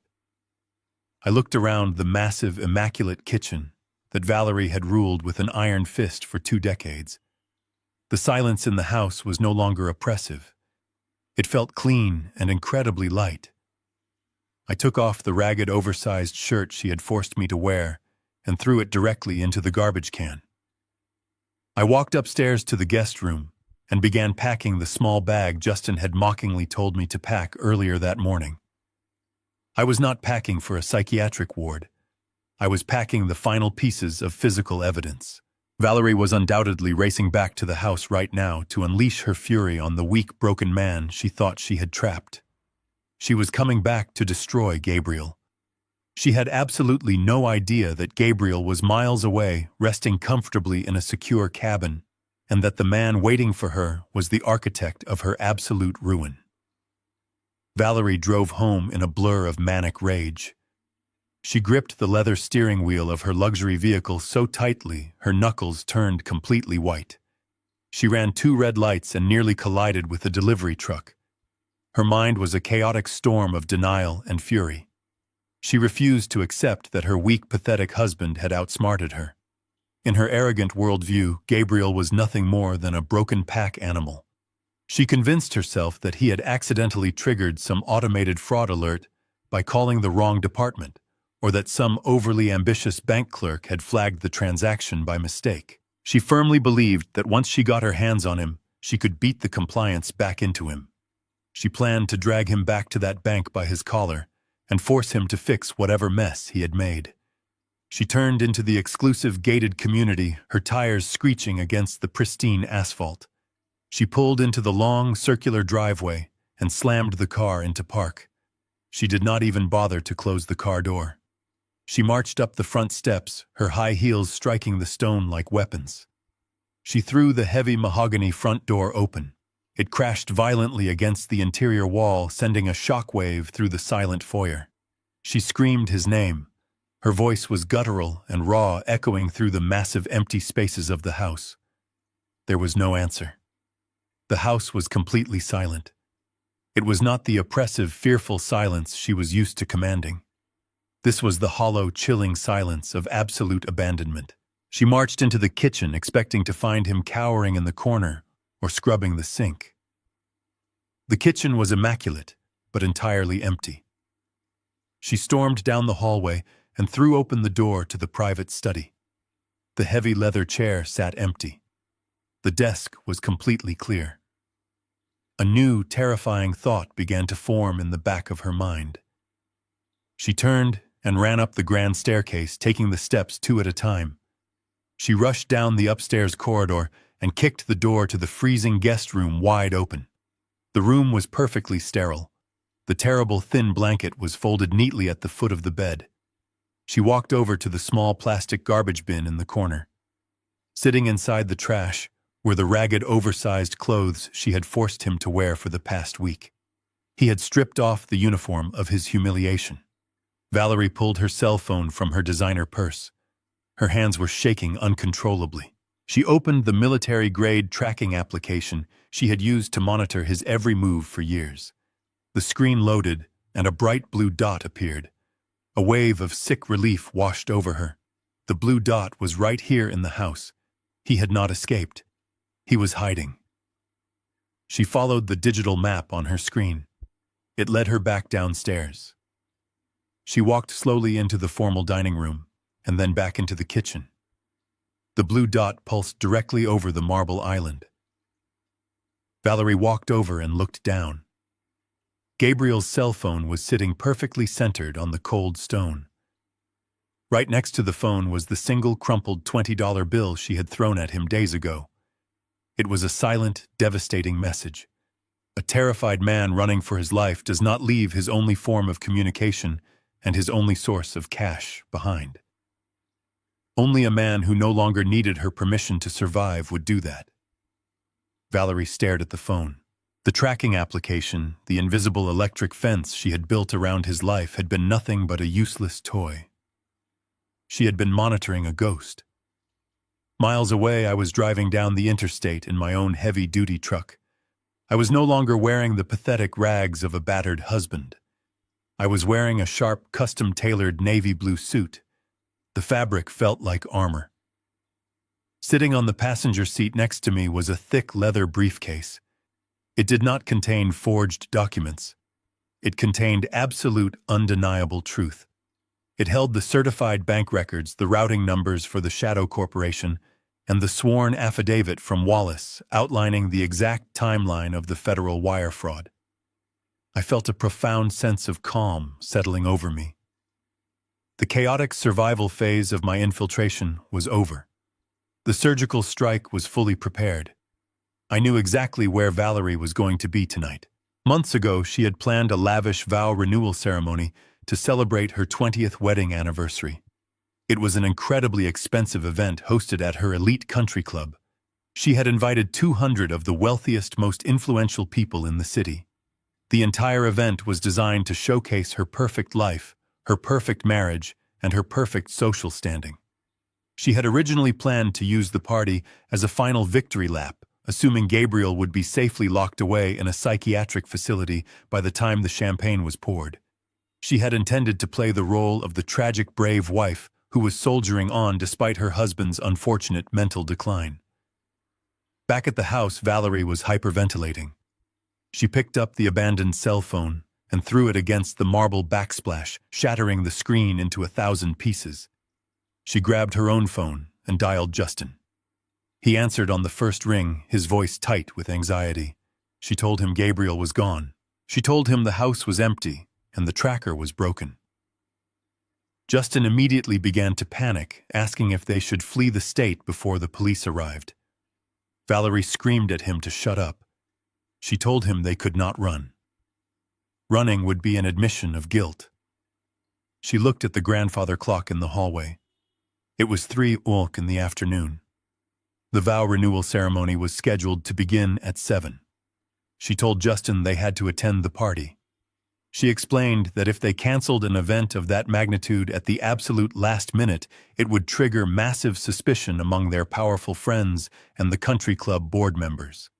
They had to maintain the illusion of absolute control. They would put on their expensive clothes, they would smile for the photographers, and they would figure out how to hunt Gabriel down tomorrow morning. She hung up the phone and walked toward the master bedroom to prepare for the evening. She thought she was making a brilliant tactical decision to save her social reputation. She had absolutely no idea that she was dressing up for her own execution. She believed Gabriel was wandering the streets, alone and confused. She did not know that the man coming to her party was a master forensic auditor holding the exact coordinates of her destruction. The final battleground was set, and all the players were moving directly into place. The grand ballroom of the Oak Creek Country Club was a masterclass in manufactured elegance. Crystal chandeliers hung from the vaulted ceilings, casting a warm golden light over the 200 guests. Waiters in pristine white tuxedos circulated through the crowd, carrying silver trays loaded with expensive champagne and rare caviar. A live string quartet played softly in the corner, masking the shallow conversations of the local elite. These were the people Valerie had spent 20 years trying to impress. They were powerful politicians, ruthless corporate executives, and wealthy socialites who traded favors and gossip like currency. I stood in the deep shadows near the heavy velvet curtains of the rear entrance, holding my leather briefcase. I was wearing my custom-tailored navy blue suit. The fabric felt completely different from the pathetic, oversized rags I had worn for the past week. I blended in perfectly with the billionaires and the board members. No one paid any attention to the older man standing quietly by the heavy doors. They were all waiting for the guest of honor to arrive. Precisely at 7:00, the massive double doors at the front of the ballroom swung open. Valerie stepped into the room with Justin close behind her. She was wearing a stunning white silk gown, designed specifically for this vow renewal ceremony. Diamonds glittered at her throat, and wrists catching the light from the chandeliers. On the surface, she looked like a flawless high society queen, but my trained eyes could see the absolute panic radiating from her rigid posture. Her smile was incredibly tight and brittle, not reaching her eyes. She scanned the room frantically, searching the faces of the crowd. She was looking for a confused, frail old man in a baggy suit. She was looking for the victim she thought she had permanently broken. As she moved through the room, accepting hollow compliments and fake air kisses, her desperation grew visible. Gabriel was not there. The reality that he had truly vanished was finally sinking in. Justin walked beside her, looking completely terrified, with his eyes darting toward the exits. He knew that without the signed documents and the stolen money, this entire lavish party was a massive unpaid bill they could not afford to settle. The whispers began to ripple through the wealthy crowd. People were noticing the absence of the groom. Valerie felt the social pressure mounting rapidly. She knew she had to control the narrative immediately, before the gossip turned against her and ruined her perfect reputation. She could not let them think her husband had abandoned her or that her marriage was a sham. She had to make them believe he was a tragic, broken man who desperately needed her protection. She abandoned her conversations and marched directly toward the elevated stage at the front of the ballroom. She climbed the carpeted stairs and gestured aggressively for the string quartet to stop playing. The music died instantly, leaving a heavy, uncomfortable silence in its wake. She walked to the center of the stage and pulled the heavy silver microphone from its stand. 200 faces turned to look at her, holding their crystal glasses in quiet anticipation. Valerie looked out over the crowd of elites.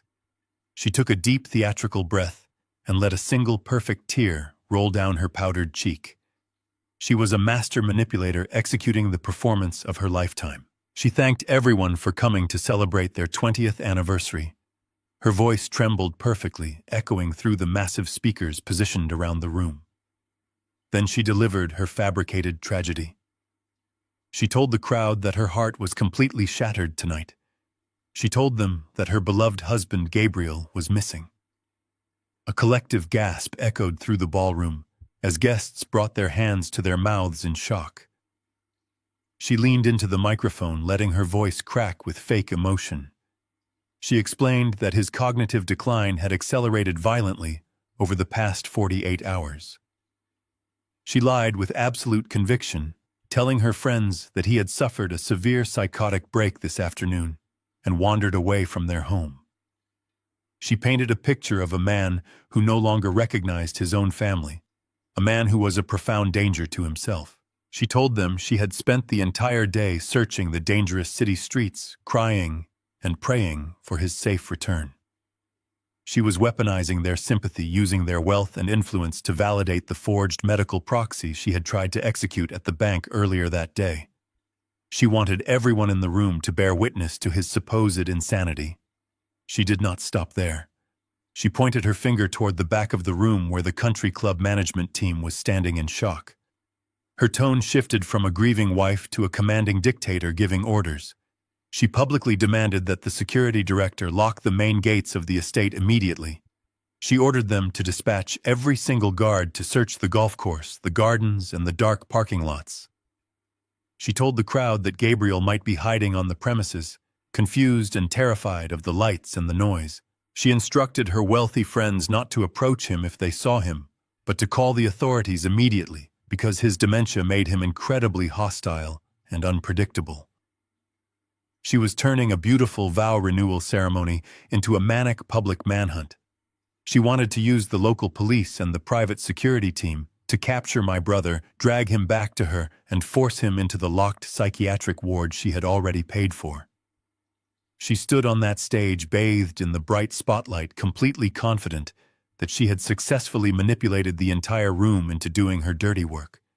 She believed she had won the ultimate victory. She had dug her own grave as deep as it could possibly go. I tightened my grip on the leather handle of my briefcase. I stepped out from the shadows of the velvet curtains and began walking slowly down the center aisle of the ballroom.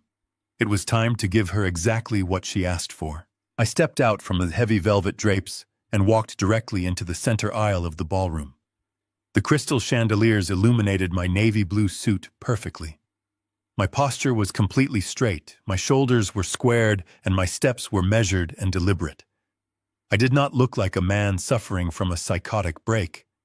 I looked exactly like what I was, a man who had spent 40 years commanding boardrooms and dismantling corporate empires. The wealthy guests standing near the back of the room parted instantly, sensing the sheer gravity of my presence. The whispers died in their throats. The clinking of crystal champagne glasses ceased. As I moved closer to the stage, the silence spread like a wave crashing over the 200 attendees, until the only sound in the massive room was the steady strike of my leather shoes against the polished floor. Valerie was still standing at the microphone, holding a pose of manufactured grief. She saw me approaching, and her entire body locked into a state of absolute paralysis. She gripped the silver microphone stand so tightly, I thought she might snap it in half. Justin noticed me a second later. All the blood drained from his face, leaving him looking like a terrified child. He took a step backward, bumping into a tall, floral arrangement. I climbed the carpeted stairs to the stage. Valerie opened her mouth to speak, but no sound came out.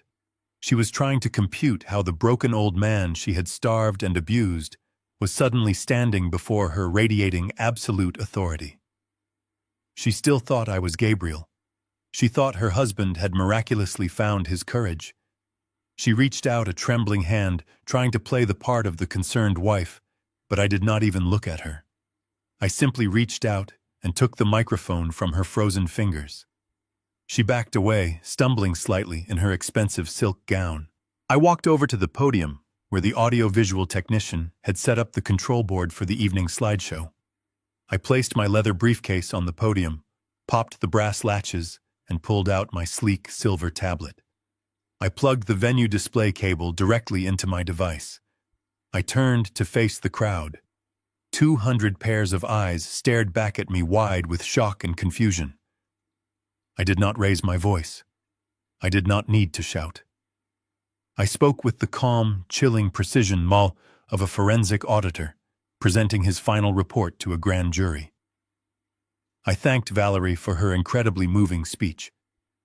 I told the room that my dear wife was absolutely correct about one thing. A severe mental breakdown had occurred in our household, but it was not mine.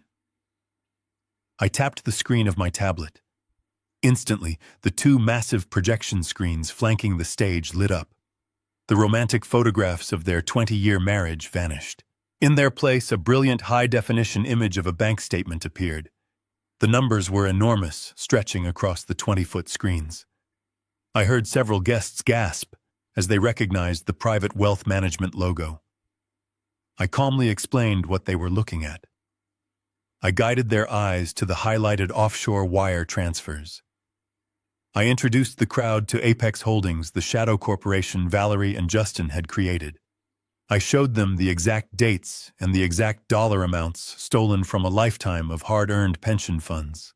I explained how my loving wife had systematically drained every single account, leaving only enough pennies behind to pay the utility bills.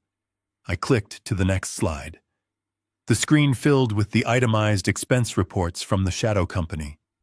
The entire room watched in absolute horror as the undeniable proof of her greed was laid bare. They saw the receipts for her luxury car leases, her designer clothing, and her incredibly expensive country club membership fees. I pointed out a specific $40,000 withdrawal used to pay for the very party they were currently attending. I told the crowd that the woman standing on this stage weeping for my safety was actually funding her lavish lifestyle with stolen money while feeding her husband dry toast and tap water in his own kitchen. Valerie was shaking violently, her hands covering her mouth. The wealthy socialites she had desperately tried to impress were now staring at her with pure, unadulterated disgust. I turned my attention to Justin, who was slowly trying to inch his way toward the side exit. I tapped the screen again. The massive projection shifted to the commercial real estate loan application he had demanded I sign just a few days ago. I pointed out the highly leveraged debt he had attempted to attach to the family home. Then I zoomed in on the signature line. I told the room about the terrifying morning when my son and my wife had threatened to turn off the electricity to my room and throw my heart medication down the drain if I refused to sign away the deed to the house. I let that sink in. I let these powerful people imagine the sheer depravity required to extort an elderly man over a business loan. I told them the document was completely void because it was submitted using a fraudulent signature.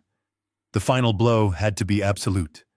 I could feel the energy in the room shifting from shock to profound outrage. I tapped the tablet one last time. The screen flashed and displayed the medical proxy and power of attorney documents Valerie had forced me to sign in the locked study that very morning. The room was so quiet I could hear the hum of the projector cooling fans. I read the clauses aloud. I read the section granting her the power to legally lock me in a psychiatric facility without a medical evaluation. Then I read the do not resuscitate order. I looked out at the audience and told them that the woman wearing the white silk gown had legally mandated my death if I ever suffered a medical emergency. She had planned to lock me away, steal the final pennies of my equity, and let me die alone in a padded room. Valerie let out a high-pitched wail, dropping to her knees on the stage. She was completely destroyed. The pristine image she had carefully cultivated for 2 decades was burned to the ground in less than 5 minutes. The politicians, the corporate executives, and the socialites were actively stepping away from the stage, wanting absolutely nothing to do with her. She had tried to weaponize this party to declare her husband legally insane. Instead, she had provided the perfect venue for her own spectacular public execution. I stood there under the bright lights, looking down at her trembling form. She was begging me to stop crying real tears of absolute terror. She still did not understand how her weak husband had managed to compile this massive forensic dossier. She had no idea that the final piece of the trap was waiting right outside the ballroom doors. The massive screens glowed with the absolute proof of their crimes. Justin realized his life was over. The fraudulent loans, the stolen money, the entire illusion of his wealth had just been broadcast to the most powerful people in the city. He snapped. He let out a feral yell and charged the stage. He bounded up the carpeted stairs, aiming directly for me and the tablet resting on the podium. He thought he was attacking his weak, frail father. He thought he could just knock an old man down, smash the digital device, and somehow silence the truth. But I was not a sick, dependent old man. I had spent my life working in hostile environments. As he lunged forward, swinging his fists wildly, I simply pivoted my weight, shifting to the side. I reached out and grabbed his tailored lapel, using his own aggressive momentum against him. I threw him face first onto the hard wooden floor of the stage. He hit the ground with a sickening thud, his expensive suit sliding across the polished boards. I placed my heavy leather shoe firmly squarely on the center of his back, pinning him down. He gasped for air, struggling like a caught fish, but he could not move. The wealthy crowd gasped again, stepping even further back from the violence. Valerie screamed her son's name. She was still on her knees, reaching out toward Justin, but she was entirely too paralyzed by shock to actually stand up and help him. Before she could even process the fact that her husband had just effortlessly neutralized a man 30 years younger, the heavy double doors at the back of the grand ballroom swung violently open. The loud crash echoed over the silent crowd. 4 uniformed police officers walked into the room. Their hands rested professionally on their heavy utility belts. They were led by a tall man in a sharp gray suit carrying a thick leather briefcase. It was Wallace, my former legal partner. He surveyed the room with the cold, calculating eyes of a predator who had finally cornered his prey. The sea of politicians and socialites parted for him immediately, creating a wide, clear path leading straight to the stage. They wanted absolutely nothing to do with a federal fraud investigation. But Wallace was not walking alone. Right beside him, walking with a steady, confident stride, was another man. He was wearing a beautifully tailored charcoal suit. His silver hair was neatly combed, and his face was no longer pale and drawn.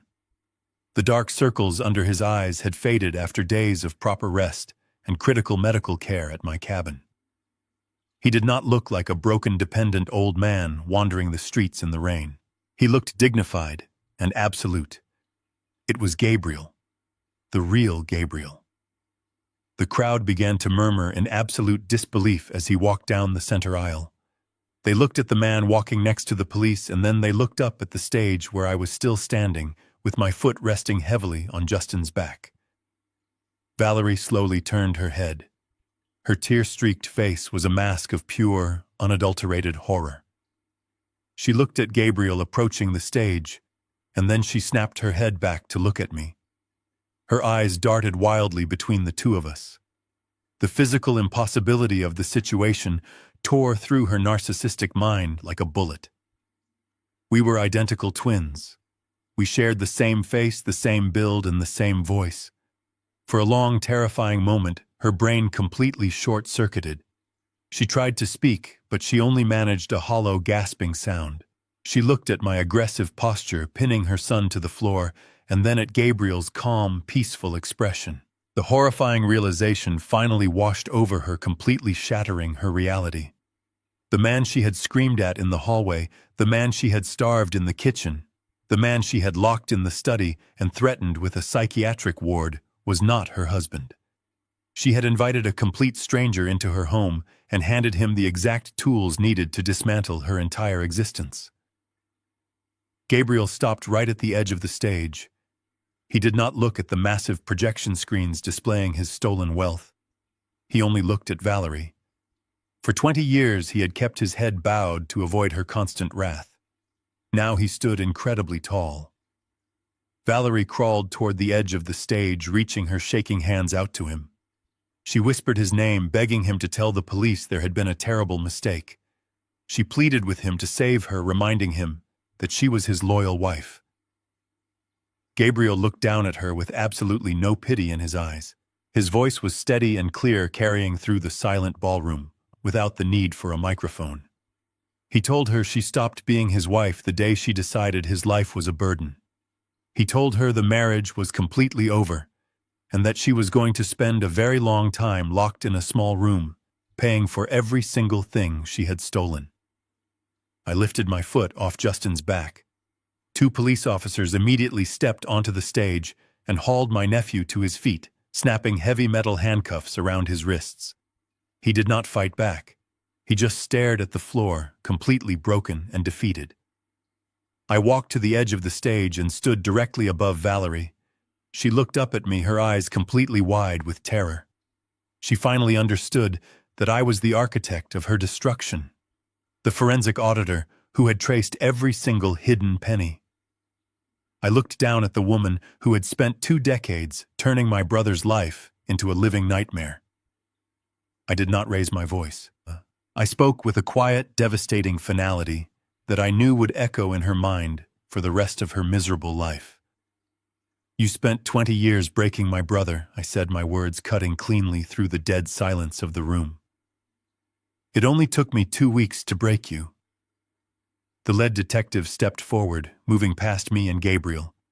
He did not ask Valerie any questions. He did not need to. Wallace, my former legal partner, handed the detective the thick leather briefcase containing the certified bank records, the forged power of attorney documents, and the time-stamped surveillance photos from the bank lobby. The evidence was absolute and undeniable. The detective looked at Valerie, who was still kneeling on the edge of the stage, her expensive white silk gown pooling around her like a deflated parachute. He loudly read her rights, his voice echoing through the silent ballroom. He informed her she was being placed under arrest for multiple counts of federal wire fraud forgery and felony elder financial abuse. Valerie shook her head wildly. She looked out at the sea of wealthy guests, the politicians and the socialites she had spent decades cultivating. She begged them to intervene. She cried out to a local judge standing near the back of the room, demanding he stop this outrage. The judge simply turned his back on her and walked out the door. The rest of the elite crowd followed his lead, averting their eyes and murmuring in disgust. In less than 10 minutes, Valerie had gone from the queen of the country club to a total social pariah. 2 female officers approached her. They grabbed her arms and pulled her roughly to her feet. The sharp metallic click of the steel handcuffs snapping around her wrists was the loudest sound in the room. It was the sound of her invisible electric fence finally being wrapped around her own life. Justin was standing near the edge of the stage, his hands already cuffed behind his back. The arrogant, entitled son, who had shoved me against a brick wall and threatened to starve his own father, was now sobbing uncontrollably. He completely abandoned any sense of loyalty to his mother. He began screaming that the Shadow Corporation was entirely her idea. He yelled that she had forced him to sign the commercial loan documents and that he had nothing to do with stealing the retirement funds. He was willing to throw the woman who raised him directly under the bus to save his own skin. The police officers ignored his pathetic whining and physically marched him toward the rear exit. His fraudulent business ventures, his luxury cars, and his entire financial future had just evaporated. He was going to spend the best years of his life sitting in a federal prison cell. Gabriel walked slowly toward the center of the room where the officers were holding Valerie. The remaining guests parted for him, completely silent, out of profound respect. He did not look like a victim anymore. He looked like a man who had finally woken up from a 20-year nightmare. Valerie saw him approaching, and her survival instincts kicked in one final time. She let out a pathetic, whimpering sound. She told him she was so sorry. She claimed the money did not matter, and that she only wanted to protect their family legacy. She begged Gabriel to tell the police to let her go, promising she would never disrespect him again. Gabriel stopped right in front of her. He did not yell. He did not show an ounce of anger. He looked at her with a chilling calm that terrified her more than any screaming match ever could. He told her she had destroyed their family legacy years ago when she decided his kindness was a weakness to be exploited. He told her she was a parasite and that her host had finally cut her off. He turned his attention to her designer purse resting on a nearby cocktail table. He calmly reached inside, bypassing her expensive cosmetics and her platinum credit cards.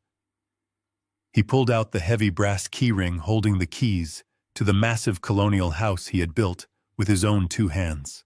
He held the keys up, letting the metal jingle softly in the quiet room. He placed them deep inside his own pocket. He looked Valerie directly in the eyes one last time and told her she would never step foot inside his home again.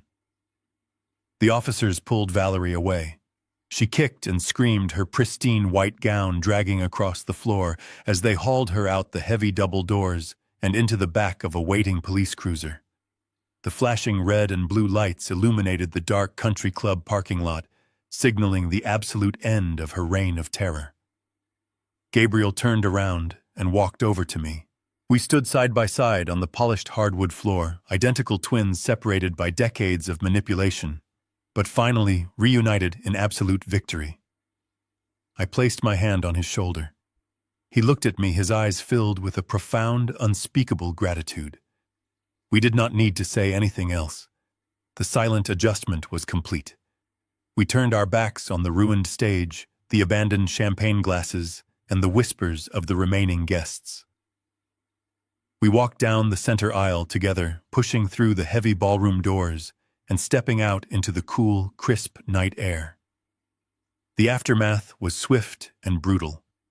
Valerie and Justin were indicted on 17 counts of federal fraud and conspiracy. Because they had utilized interstate banking wires to move the stolen funds, the charges carried mandatory maximum sentences. The Shadow Corporation was completely liquidated by the federal government, and every single stolen penny was carefully traced and returned to Gabriel's secure blind trust. He retained absolute ownership of his home, his pension, and his dignity. Today, Gabriel lives a peaceful, quiet life. He spends his mornings drinking the exact coffee he wants to drink, and his afternoons sitting by the pool without a single person demanding his money or his submission. We talk on the phone every single day. He is healing, and I am incredibly proud of the man he has remembered how to be. Sometimes the only way to defeat a monster is to let them build their own trap and simply hand them the lock. Tell me what you thought of my brother's story in the comments below. Have you ever known someone who pushed a kind person too far and lived to regret it? Let me know what city you are watching from, and please hit the like button and subscribe to the channel if you believe that justice always finds a way. I will see you in the next story.